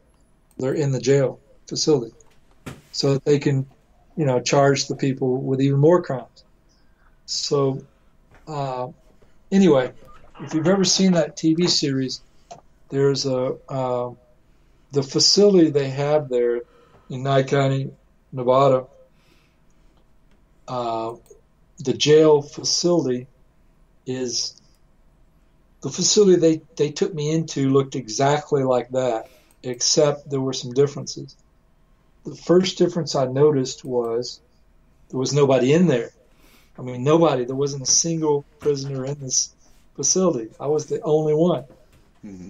And the second thing I noticed was it was like somebody manufactured the facility 10 seconds before I walked in. There was no scratches on anything, nothing. It was like it had just been manufactured literally 30 seconds earlier. There was no dust on any surface. You could have eaten off the floor. It was perfectly clean. It's like it had never been used, brand spanking new. And I was the first person to go in there, right? So after I'm in the next thing that's different was the bottom of the facility, on the bottom floor, in that facility, there's the one in 60 Days In, or any similar facility, you have tables where the guards come out, they all come out of their cells on the bottom floor and on the second floor, and then they go down and they eat their meals on these steel tables and talk to each other, right? And so in this facility I'm in, it doesn't have those tables.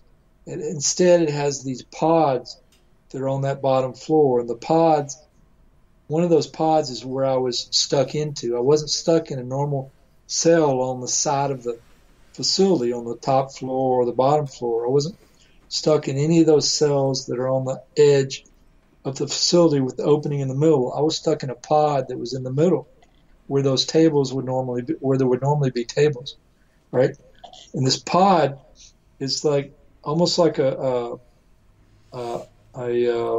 fuller dome, one of those domes made out of triangles, but it's not made out of triangles. It's made out of two pieces of steel, and it's riveted together on the inside, but it's literally only two pieces. And so there might be a third piece with the toilet or something, but basically it's mostly just 2 or 3 or maybe 5 or 6 pieces at most, and total. And so there's a door on the front, and the door has a window that's about, if you take your hand and put it in front of you, it's about that wide, and it's about maybe 3 foot tall, 3 or 4 foot tall.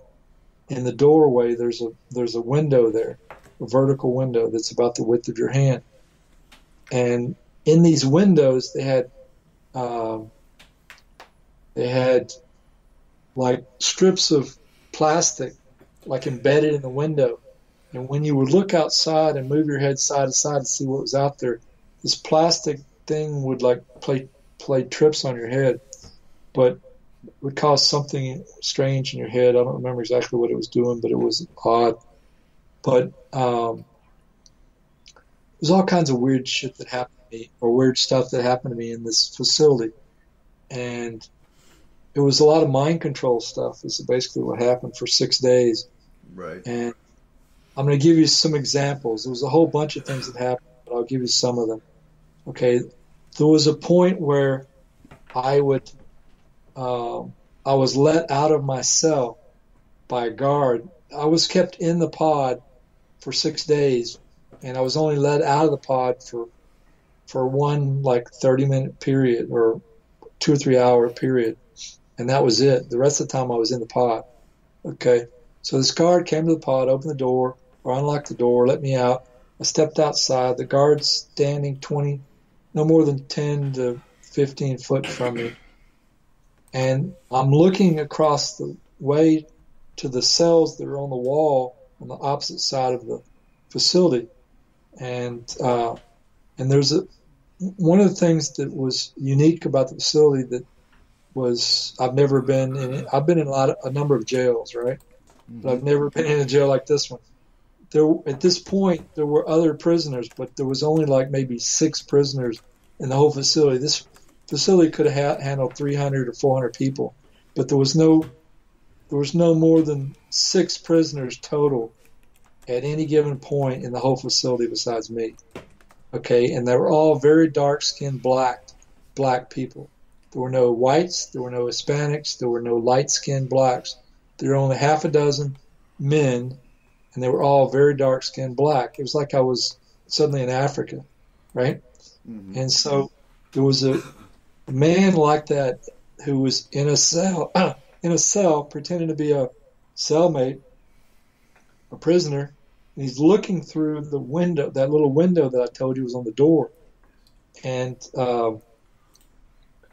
he's just looking around, and all of a sudden he pushes the door open in his cell and walks out of the cell like he's not really a prisoner, and he looks over at the guard and says, "Same time tomorrow?" And the guard goes, "Yeah, same time tomorrow." And he walks out of the facility. Walks to his left, turns to his left, and walks out of the facility and is gone, totally gone. He's just pretending to be a prisoner, right? Mm-hmm. And so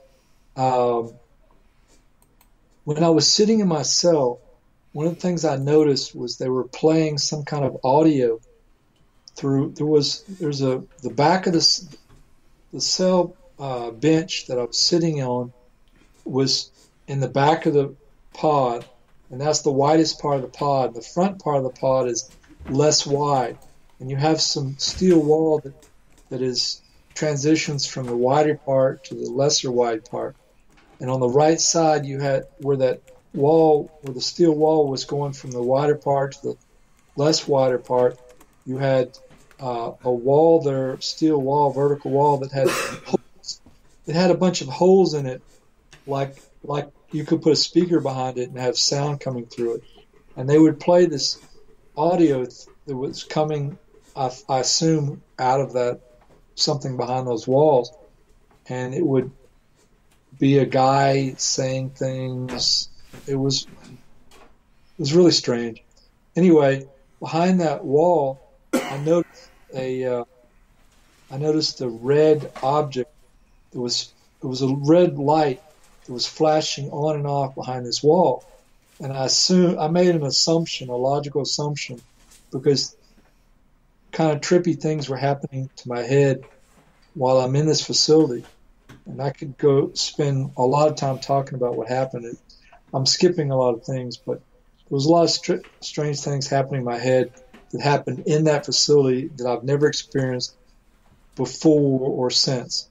And so I assume that these effects on my head were being caused by some invisible ray that was coming from this electronic device behind this wall, where the front of it was red, flashing on and off light. That's all an assumption on my part, and that assumption might be true or it might not be. That might just be something they're making up so I sound crazy, right? So is all this in the book that you're writing, that you've been working on? It is. All right, and when are you close to a release date? Because we are close to the top of the hour, and it's been a great interview. Loved having you on. We're going to be talking about Veterans Day for the third hour, so we're going to let you go. When's your book? Do you have a projection for when your book's going to be released? No, because I'm sort of a mind. If it gets released, it does. If it doesn't, it doesn't. I don't have an agent, and I've been looking around for an agent. I probably will never get an agent. I got you. So I'll probably end up self-publishing it, but then I got to figure out how to self-publish it. And you can self-publish on Amazon, actually. Oh, I know. I've done a lot of research. Yep. And Sure. Where can folks find out more information about your experiences and about your life? Because you have had an interesting life between your acting and your being a stuntman and hypnotherapy and all your paranormal experiences. Well, one way that I've done, this is like the 23rd interview I've done. Mm-hmm. So there's a link to 20 interviews on my website. So if they go to profoundstates.com, and at the top, in the middle, on the left side, it says Mike Beaver's radio broadcast interviews. So they can listen to 20 other interviews besides this one. And they can also click the link on the right side to read excerpts from the book. And our one excerpt, there's an excerpt about the before the space shuttle launch, Cape Canaveral encounter. There's an excerpt about that in the book, and there's also the index is there as well, so they can see the index. And my email address, you can get to me through the website, and if you click on certain things. So that's it. All right. Sounds good. Thank you for coming on, Mike. And it's time for a break. Yep. And when we'll come back, we're bringing in Arnold, and we're talking Veterans Day. So stay tuned. You are listening to S4 on Spreaker.com.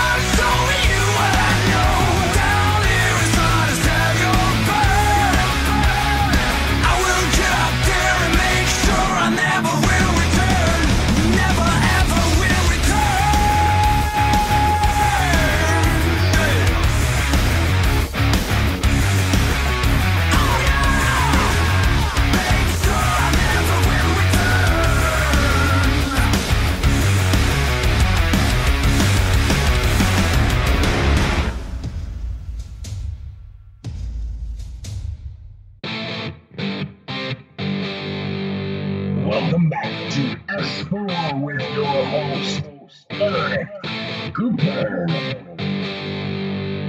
And welcome back to S4. Oh, it's gonna snow. It's not. So we have Arnold with us for last hour. Yeah.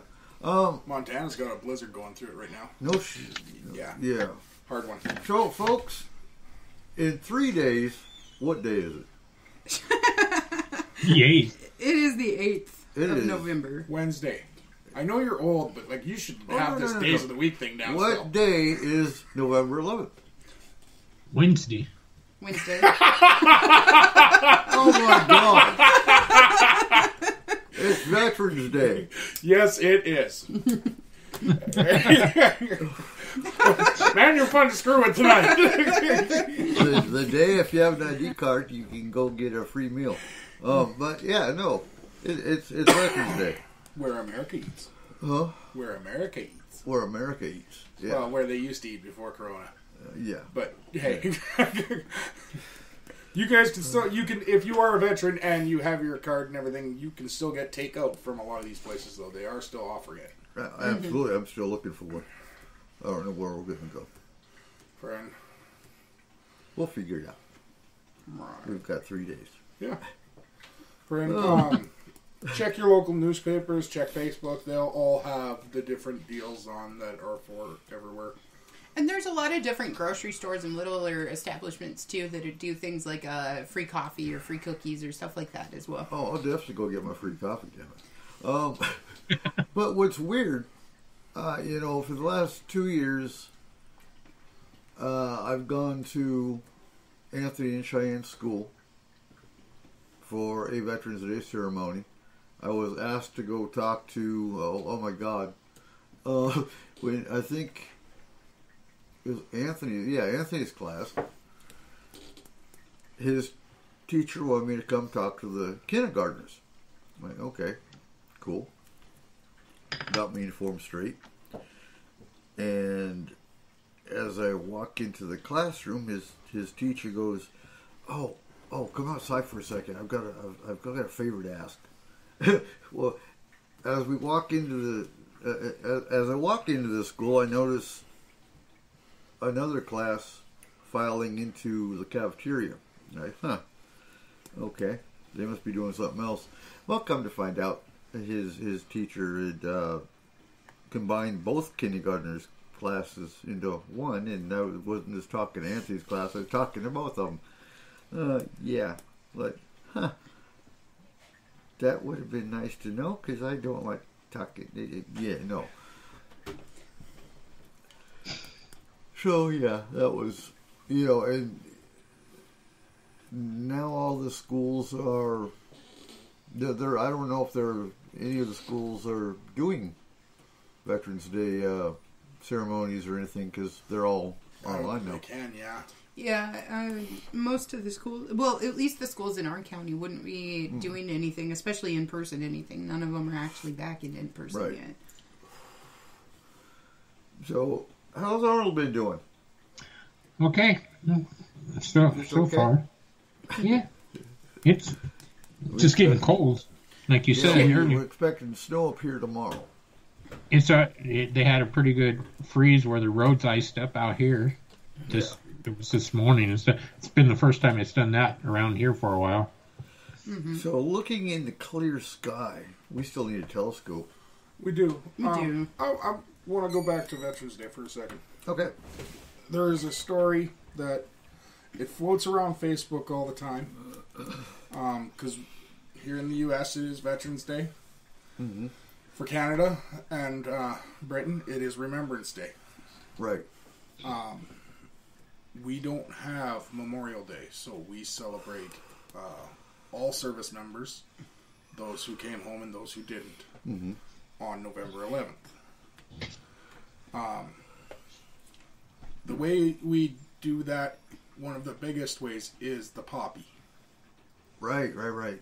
So there's a story that's been going around, and I honestly don't know where it starts, like where it started.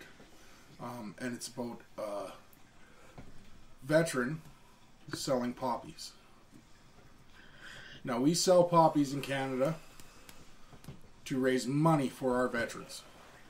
Okay. So, the weekends leading up to November 11th, you will see Sea Cadets, Army Cadets, and Air Cadets walking around with these little small white trays with a little coin thing in the middle and hundreds of poppies in the tray. Mm-hmm. And they will walk up to you and ask you if you would like to buy a poppy.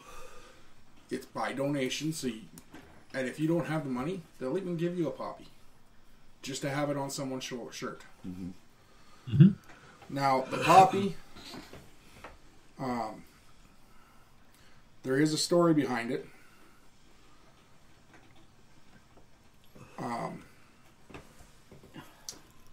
Women are supposed to be wearing the poppy on their right side. The red represents the blood of all those who gave their lives. The black in the center represents the mourning of those who didn't have their loved ones return home. And the green leaf represents the grass and crops growing and future prosperity after the war destroyed so much. The leaf should be positioned at 11 o'clock to represent the 11th hour of the 11th day of the 11th month, the time that World War I formally ended.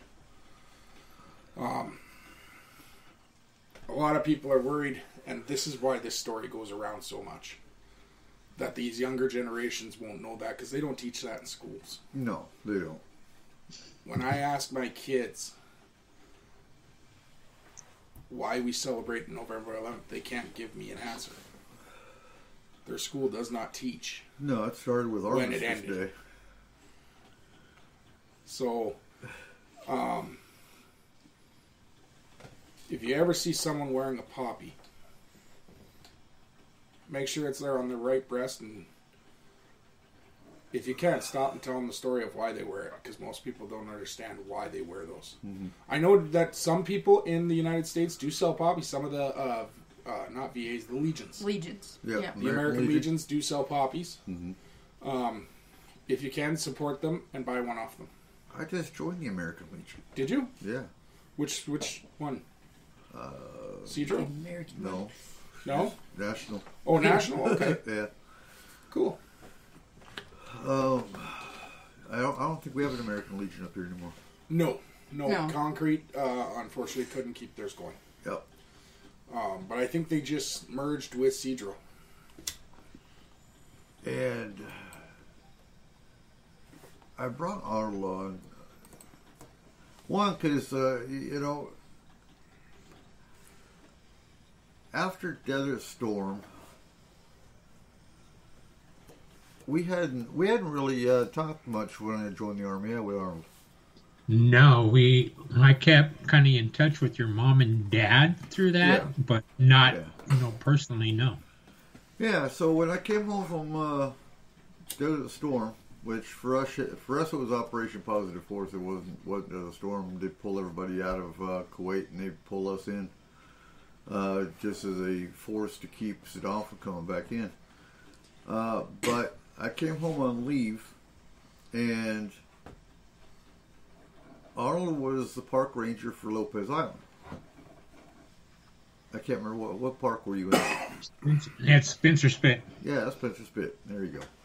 And so, I had a nice break because I went out to your cabin for 3 days? Yeah, something like that. And we just drank wine coolers and talked about old times. Yes. I mean, literally, it's probably the nicest break I had. So, I like hearing familiar voices from those times.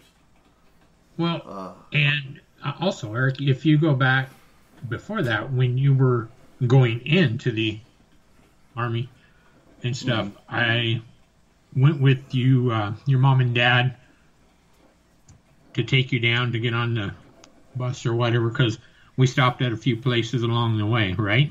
Mm-hmm. Yeah, like the one store we rode the little machine out in front, and the lady told us to come get off. You know, the little horse thing out front. I could see us doing that. Yeah. Your mom and dad was like, really, guys? And I'm like, hey. Right. Yeah. Yeah, because I think you're already gone. Because when I went to basic training, I broke my foot in basic and had to come home for convalescent leave. But I think you'd already left. Yeah, because I spent while you were gone. I was staying at your house going through the Park Ranger Academy. I was staying in your room. Right. At your house. And, yeah, so they sent me home for a month in a walking cast. Well, I took that literal. So I was walking around town. And I remember these punks. I'm wearing an army coat. And these punks started following me down Fir Hill and throwing pine cones at me. I'm like, huh, really? And because I had a crew cut, obviously, because I was in basic. And I can't do a lot. I mean, I'm still hurt. I'm still in a walking cast, so it wasn't like I was going to try taking on like 4 kids. Not quite kids, but yeah. And yeah, just memories. So yeah, folks, if you see a vet, and I'm sorry, but if this goes for any time, not just Veterans Day, but if you see a vet and they're by themselves, buy them a coffee. I know they'd appreciate it. Absolutely. So, Eric, that kind of goes, while we were homeless living in our car down at the rest area, I was coming out of the restroom one night with my wife, and a gentleman stopped us and started talking to us, and he seemed nice, and I just started talking to him a little bit more, and throughout our conversation, and like the next day, I found out he was a Army vet. And here he was, homeless, sleeping in his car in the rest area. And I thought it was bad enough that here my wife and I, with her being disabled, was doing that, but someone who had, gone over and fought whatever for our country and stuff and was not taken better care of and stuff. It just got to me, but we became real good friends and we watched out for one another. And like you said, I mean, it doesn't take much to say hi, buy them a cup of coffee, buy them food if they need it. But we watched out for one another, and throughout the whole process, we're in our apartment. He should be getting into an apartment here, hopefully early next year. But right now, he's at least off the street. They've got him in, not veterans or anybody, but somebody who's seen his article in the paper we were in and got him staying in a motel in Tacoma. So, but like you said, we always, if going back to the poppy, when they start selling them, we've always went up and donated money and stuff because my family, my uncles, another farther back were in the service and stuff. So, yeah.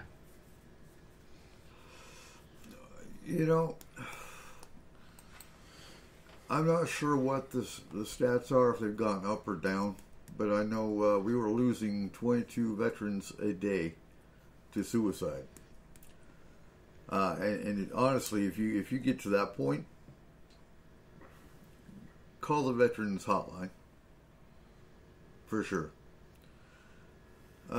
It's Veterans Day, and I really don't like talking about this on a somber note, but it is what it is.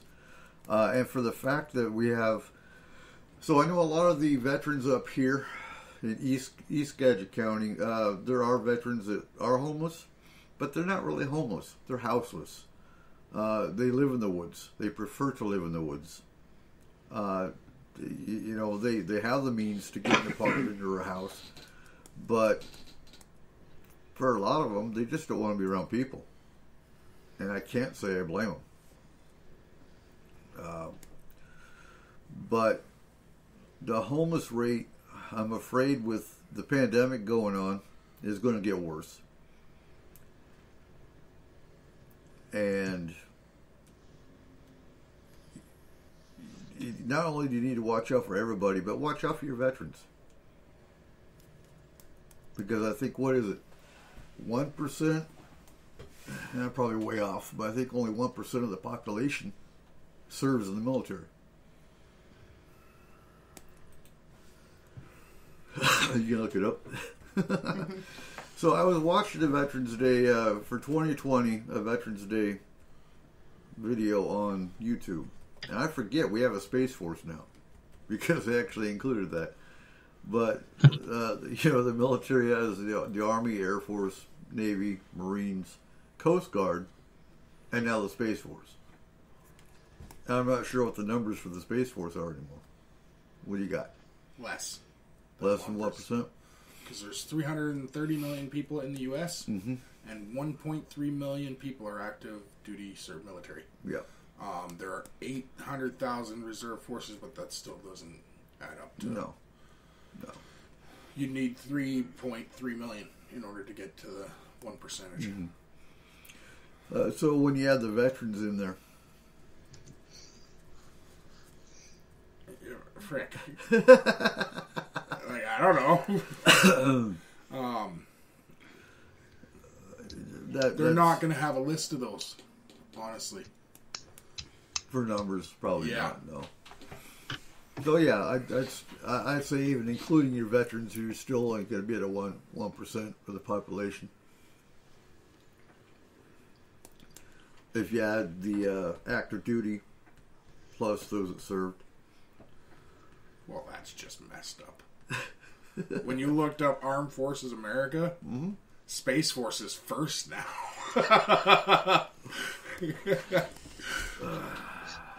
It's the newest. Like, how do you go from not being non-existent to being in front of everybody? Because they got the Star Trek emblem, remember? Oh. We laugh now, but you can just wait. One of these days, when that alien invasion comes, we'll be relying on that Space Force. They ain't gonna be ready. Huh. What? I've never... there are a lot more parts of the Armed Forces for America in here than just what we know. What's that? What do we get? Well, because they include... So, there's the United States Space Force, United States Armed Forces, which encompasses the Navy, the Marines, mm-hmm. Army, and Air Force. But then there's also the Department of the Air Force. There's the Department of Defense. They are their own entity. Right. United States Central Command, the Continental Army, European Command. Okay. European Command is Army and Air Force. So I was in the European Command when I was stationed in Germany. Okay. So when they're saying European Command, that's your command structure. That's all it is. So yeah, it looks like a lot more, but your branches are actually just the Army, Air Force, Navy, Marines, Coast Guard, and now Space Force. So yeah, they're all going to have their own designators, like what you see on the internet. Yeah. The Department of Defense, that's the Pentagon. Yeah. And those are all staff. Those are all going to be staff structures. And that includes your civilian contractors. That includes there's thousands that work just in the Pentagon itself. But your only branches are the 5. Or 6 now. And then of course because you gotta you include the Coast Guard. Yeah. So the Coast Guard is actually in Kuwait as well. Coast Guard's not just... Yeah, it's 6. Yeah. Mm-hmm. And then, of course, you got the reserves and the National Guard. Which National Guard falls under state, reservists fall under federal.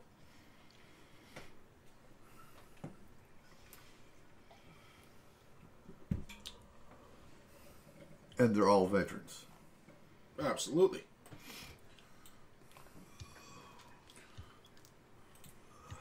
Friend, let me just start by saying thank you to all our veterans. Yes, thank you. Thank you, Eric. You're very welcome. Friend, I'm not buying you coffee, though. Just come over on Wednesday. Okay. Okay. You can do that. I'll make you coffee. So, Cheap. this is going to sound awkward, and I think I do this every Veterans Day when we do the show.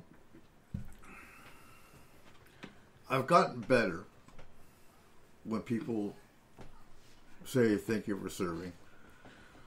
And it's not that we are, what's the word I'm looking for? We appreciate it. It's just awkward to be thanked for service, because for most of us it's not service, it's something we did. I mean, everyone's got their own reasons for joining the military, whether it's for the GI Bill, whether it's just for the adventure, whether it's just for the patriotism. Everyone's got their reasons, and that's something I always ask my soldiers anytime they came in. When we had new soldiers come to the unit, I'd ask them, why did you join? And, you know, some of it was for the education. Some of it was for, well, it was, and it still happens occasionally, yeah, it was go to the jail or go to the military. You know, okay, I didn't think that was legal anymore, but for some of them that is kind of an option. And some of them, you know, especially after like 9/11, a lot of people, they just wanted to go get blood. That was really it. They wanted revenge. Is that a good reason? I guess it's as good a reason as any. But, yeah. I'm not saying it's a good reason. But there is those people out there that are really good at it. Mm-hmm. And it's more constructive than what they could do here. True. Just saying. Well, until you get the random one that sneaks out off base and goes and slaughters innocent villages. And that's happened. Yeah. But like Charles Manson, I think he could have made an excellent commander. Like, I'm just saying, he probably could have convinced the other side to fight for him. Who? Charles Manson. Oh, he was good at convincing people to do things. Yeah. Hey, ISIS. A little bit of boot camp. He might have been good at this. You know, but wasn't he also the one that was known for, like, killing his cellmates? So, I mean, probably not the greatest idea. It wouldn't be a problem if we didn't put him in a cell. Holy crap. Okay. Oh. Sorry. Sorry, Charlie. And they're also the ones that are going to be given a vaccine to see if it works. I don't know if they're going to be the first, though. We got some prisons that... Do you know how many anthrax shots I got that I shouldn't have gotten? Absolutely. And the smallpox shot I got in 2003 before we went to Iraq? But I think there's some prisons that are doing that, too. Maybe. So what do you think about Oregon? Organs? Wait. What do you think about Oregon?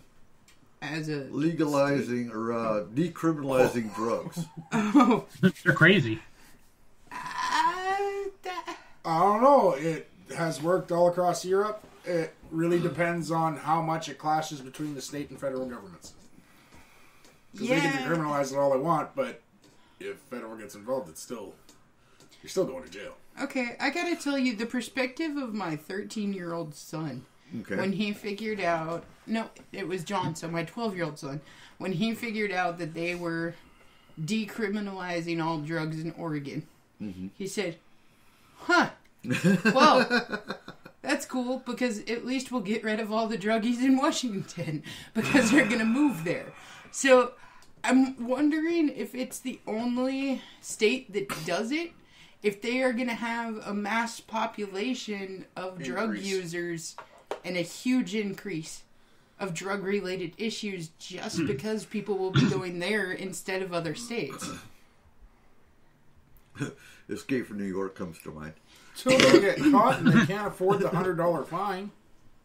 Yeah. Like, if you don't pay the fine, do you go to jail? I don't know how that works. So, actually, but I thought they were actually pulling people out of jail that were in for only drug offenses. yes, that's what I read. So they're doing that, and then they have to finish a program. Okay. So they're going to rehab, all of them. So in that sense, maybe not such a bad idea. well, I mean, we have a massive overpopulation of people in our penal system, so maybe this is a way that they figured out to kind of even it out. I mean, they put the violent criminals in. Right. You know, it's honestly one of those things where it's just kind of watch and see. Because there's so many different directions it could go. It's going to be a watch and see for the next few years anyway. Yeah. Well, at the same time, everybody was freaking out when, like, Washington and Colorado decided to legalize weed. And everybody was like, oh my God, this is never going to work for whatever reason. And it seems to be working all right. A lot of us were on Facebook putting up memes and jokes. Right. Yeah, Pop-Tarts. Well, it's just because that was also the first year Seattle went to the Super Bowl. And coincidence? Yeah, so like you could have a bowl at the bowl. Oh, God. Oh, weren't they against the Broncos, too? Hey, wait a minute. I see a correlation here.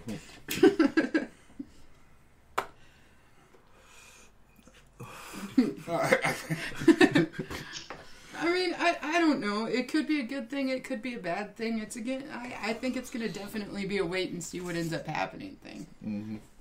And then see how many states go along with it on the next election. Yeah, but they just sent the National Guard into Oregon as well for protests.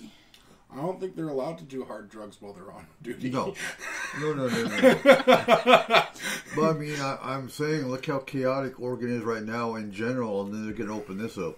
Yeah, but at the same point, we could say the same thing about a lot of different states right now, is how chaotic things are. Mm-hmm. And if a person's doing drugs, they're going to be doing them anyways. Yeah. So right now, they're doing them anyways. It's just the difference of where they go. Yeah. So if they have it a safe environment for you to do it versus any old street and leaving stuff anywhere, it might actually be a better idea because they're going to do them anyhow. So we might as well give them a section to do it and a proper place to dispose of their needles instead of in our kids' playgrounds.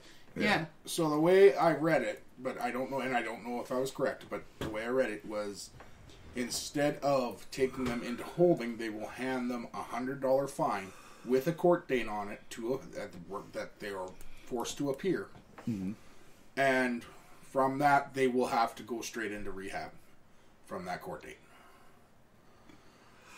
So it's not necessarily decriminalizing, it's just not putting you into jail for it, it's putting you into a rehab system instead. Yeah. Getting them help. Uh-huh. But, like anyone in a social services point of view would say, can't give help to someone who doesn't want it. No, absolutely. So you're forcing these guys to go into rehab. Which is a waste. lot of them for nothing. It's going to be a waste of taxpayers' money. Yeah, because rehab's not like jail. You can walk away. Yeah. Not if it's court ordered. Yeah, you're kind of stuck there. Kind of, except for are they going to actually put them in jail then if they don't go? If they don't finish it. They have, there's nothing in there that states what the punishment is for not adhering to it. Yeah. Yeah. Well, I mean, they've been doing that in Denmark for years. And it seems to have actually helped out the population a lot over there. So, I mean, based off of other countries that have things that are legalized, it might actually end up working out, but I'm not sure.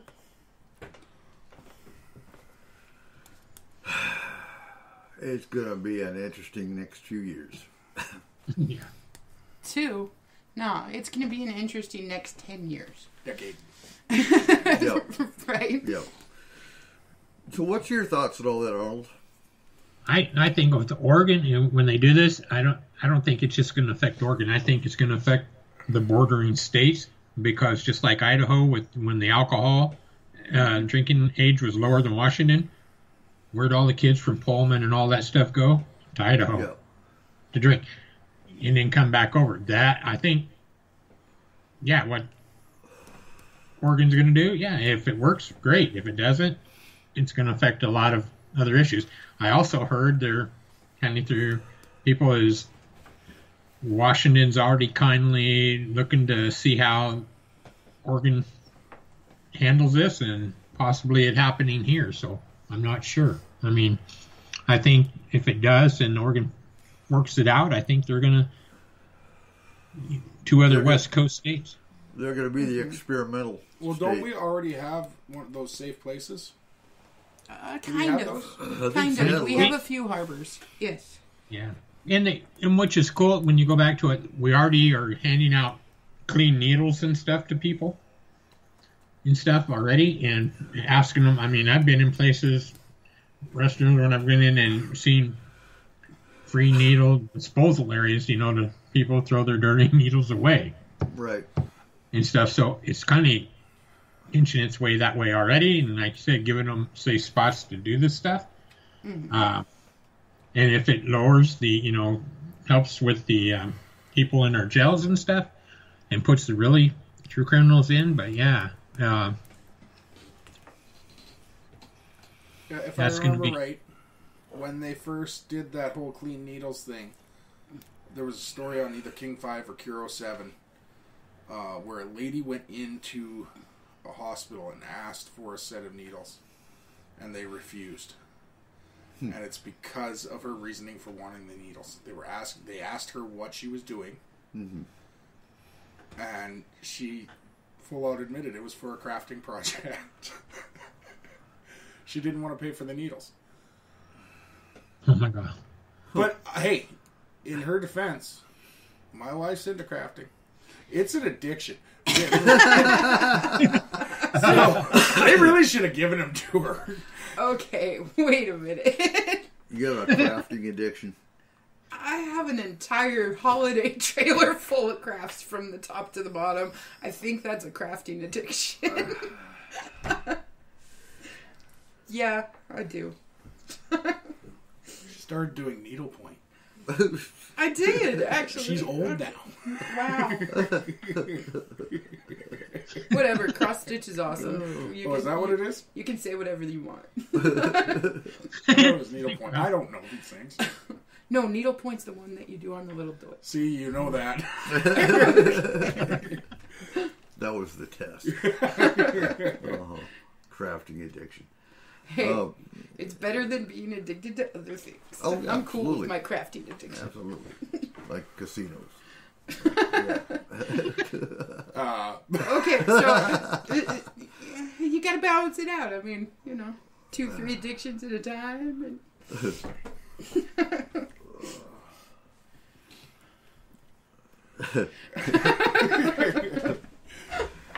Oh no. Okay. So next week we do have round table. Yeah.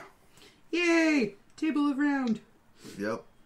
And then is actually Native American history. Can I be King Arthur? Is it? Mm-hmm. Damn it. Okay. Followed by American witches. Aw. You did see the conversation earlier tonight. What? I'm not helping you test how cold a witch's tit is. Yeah. So... Very cold right now.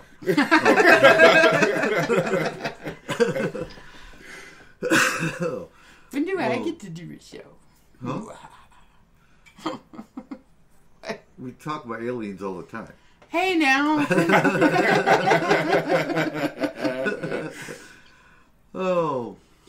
So we have, don't we have? Have you reached out to our next guest as far as her coming on Roundtable? No, I have not.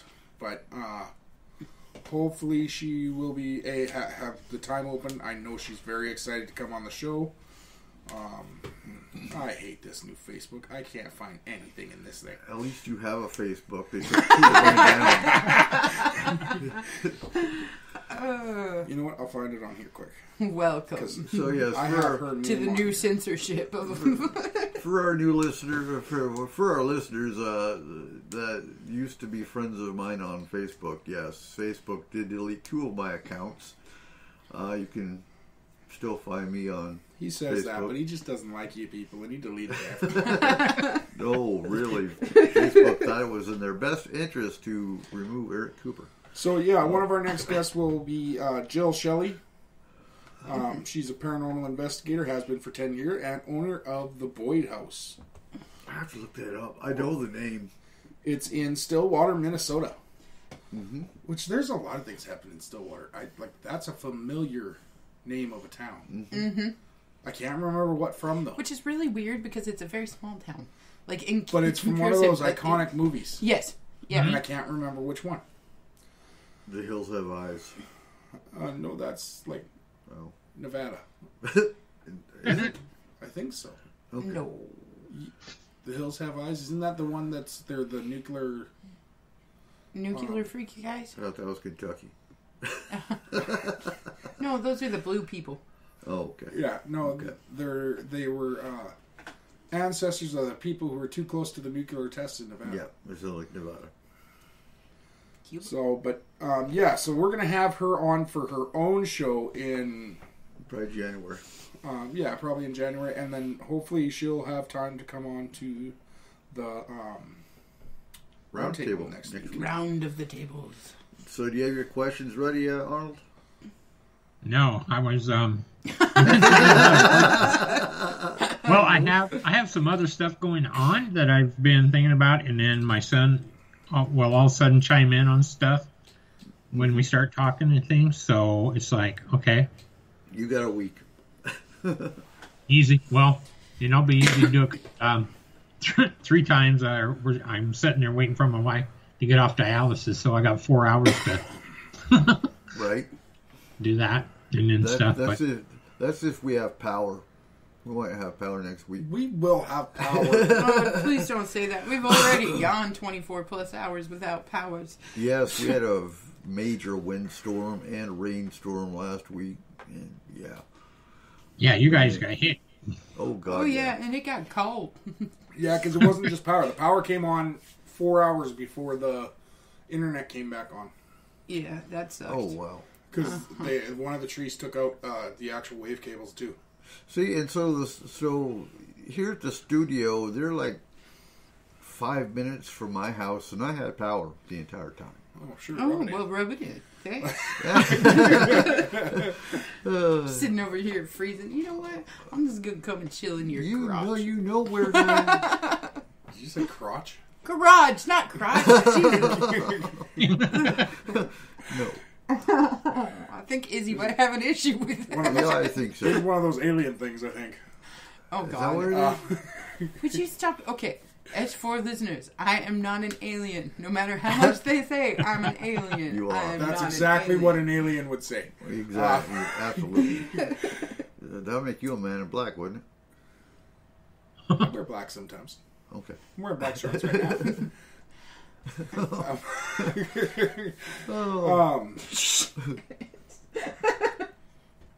Yeah, no, the power grid here is a little wonky, but it's just the way it is. We receive our power all the way from across the river. All the way? Well, yeah, they ran lines over a river. I can almost throw a rock to the river. Over the river and through the woods to my grandmother's house. That's your mother's house. That's their grandmother's house. Oh, well. No, like it's just it was a weird way to run, especially since we do have lines running all the way up South Skagit. So, like, I would have thought they would have connected to the lines that are right down the road instead of across the river. How many trees fell down South Skagit? 5. Yeah. Yeah. But either way, we're in one of those wonderful little it's places. just a weird split because half of Cape Horn, if anyone looks at a map of Cape Horn, half of it is fed power from across the river and half of it's fed from South Skagit. Oh. But Wave is completely fed from South Skagit. Yeah. So with that, when the big tree went down just outside of South Skagit, It took down the wave cables. and until they get the electrical cables handled, Wave's not allowed in. They're not allowed to fix anything. So it took a while, but the kids were pretty disappointed because it was back on before school. Right before school. Okay, so they were like, "Yeah, no school today." See, And then it's all like, lives in Olympia. back on. And Olympia is the priority. It's our capital. Yeah, I mean, but think about when we all lived on Stanford Drive. How many times did you ever lose power there? I don't remember ever losing power. That's We did because we're on once the and it was for hospital 5 grid. minutes. Do we? Yeah, we're on the hospital grid there, so we're the first ones that always get it Yeah, back but the on. hospital's got backup generators. But they still make They sure still they're make sure running that at the 5 hospitals minutes and later. that kind of stuff are up They first. they are first in line whenever the wires go down. Weirdly enough, it's hospitals, prisons, and Well, state buildings. prisons make that are sense. the They don't first want those ones. guys getting out. Well, but the best idea would just be to put in a failsafe where all the doors just lock and you can't unlock them. Yeah, like that Yeah, makes what too if much they're sense. out in the yard? Then it locks them out. Like, They're not getting out of the yard either. I'm just saying. That's why they have snipers on the roof. Oh my goodness gracious. Not to mention, when's the last time you knew of all the prisoners going into the yard during a thunderstorm? It would decrease the surplus population. You should never be a prison guard because you're going to let them go everywhere they should. There's a lot of things I should never be. That's true. Okay. We talked about this. Yeah, that's She definitely shouldn't one of them. there's just a lot. And,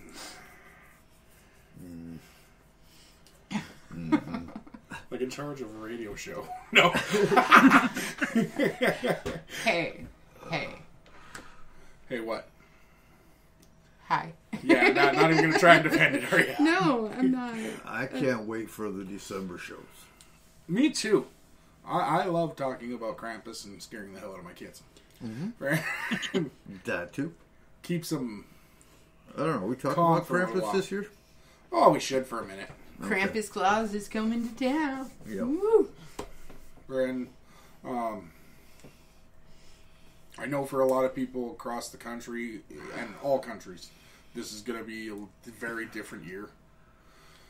Every holiday has been very different this year. It has. Yeah. Christmas across a lot of countries, though, is the biggest one of the year. It is. And this is the toughest one because there's already so many emotions tied up in Christmas. Yeah. Well, you know, and for some, they put Christmas lights up in March just for the cheery aspect of it. Oh, Yeah, absolutely. my brother did that. You know. Absolutely. He put his tree out in the front yard and dressed it up with flamingos. Flamingos? Why? Yeah, the pink tree. Uh-huh. I don't like flamingos. No, flamingos are freaky. They really are. They're like little alien swans. You know all about aliens. Oh, Yeah. Jesus. You walk So right what into are that alien swans like? Flamingos. Didn't I just say that? one. Oh, God. Okay. From what planet, Kayla? Flamingar. Flamingo. Flamingar. In the foul constellation.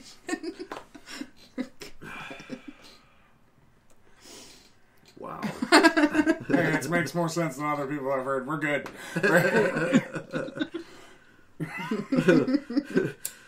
Oh, wow. I can't. Ladies and gentlemen, this has been a tough year. We are in the home stretch, though. It's almost over. And How about them Seahawks? They totally. I should smack you right now. I don't want to talk to you. That's why I'm across the table. Can't reach me. It was a bad week. We'll come back next week stronger. Yeah, it was. Who we playing next Wasn't week? it a bad 2 weeks? I'm just saying. You're not across the table. Patriots! Woo! Is Patriots next week? Huh? No. Okay. No, they're just gonna win. I mean, No, they're not. The Rams. I think we play the Rams next week. Oh God. Do we? I think so. I'm going to look at the schedule right now. But hey, yes, we didn't get beat as bad as some other teams today. No. Brady got his ass whooped. Good. It was hilarious. I like Brady. who does? He's retired. Actually, the best meme I saw today was the Seahawks had a tough game, and then it had a picture of Brady, and it said, "Hold my beer." Oh God. Anything you can do, I can do worse. Okay. So, on that note, folks, remember your veterans this week. It is Veterans Day on Wednesday. I think, yeah. Wednesday. And hey, if you guys want to hear about anything specific this Christmas or anytime to the next year, let us know. Yep, we are taking bookings. Yeah, contact us on Facebook for January on our S4 page or through S-4 Paranormal, the group. Yes. You can reach us through either. Yeah. Yeah, that's how Jill got a hold of us. Yep. So she'll be coming up in the new year, but hopefully we'll be able to get her on either for this round table, or I'll talk to her about December's as well. Sounds good. So get to know our guests and then bring her on. Yeah. All right. So on that note, stay warm, folks. Stay safe, and remember, keep your eyes to the skies. Ladies and gentlemen, thank you for joining us tonight on S4, the official voice of Forest Moon Paranormal. You can contact S4 through our website at www.s-4radio.com or on Facebook. Make sure you give us a like on our page and join the Forest Moon Paranormal group. If you are interested in advertising, take a look at our packages and contact Cole or Eric at 1-360-999-2830. Again, thank you. And remember, keep your eyes to the sky.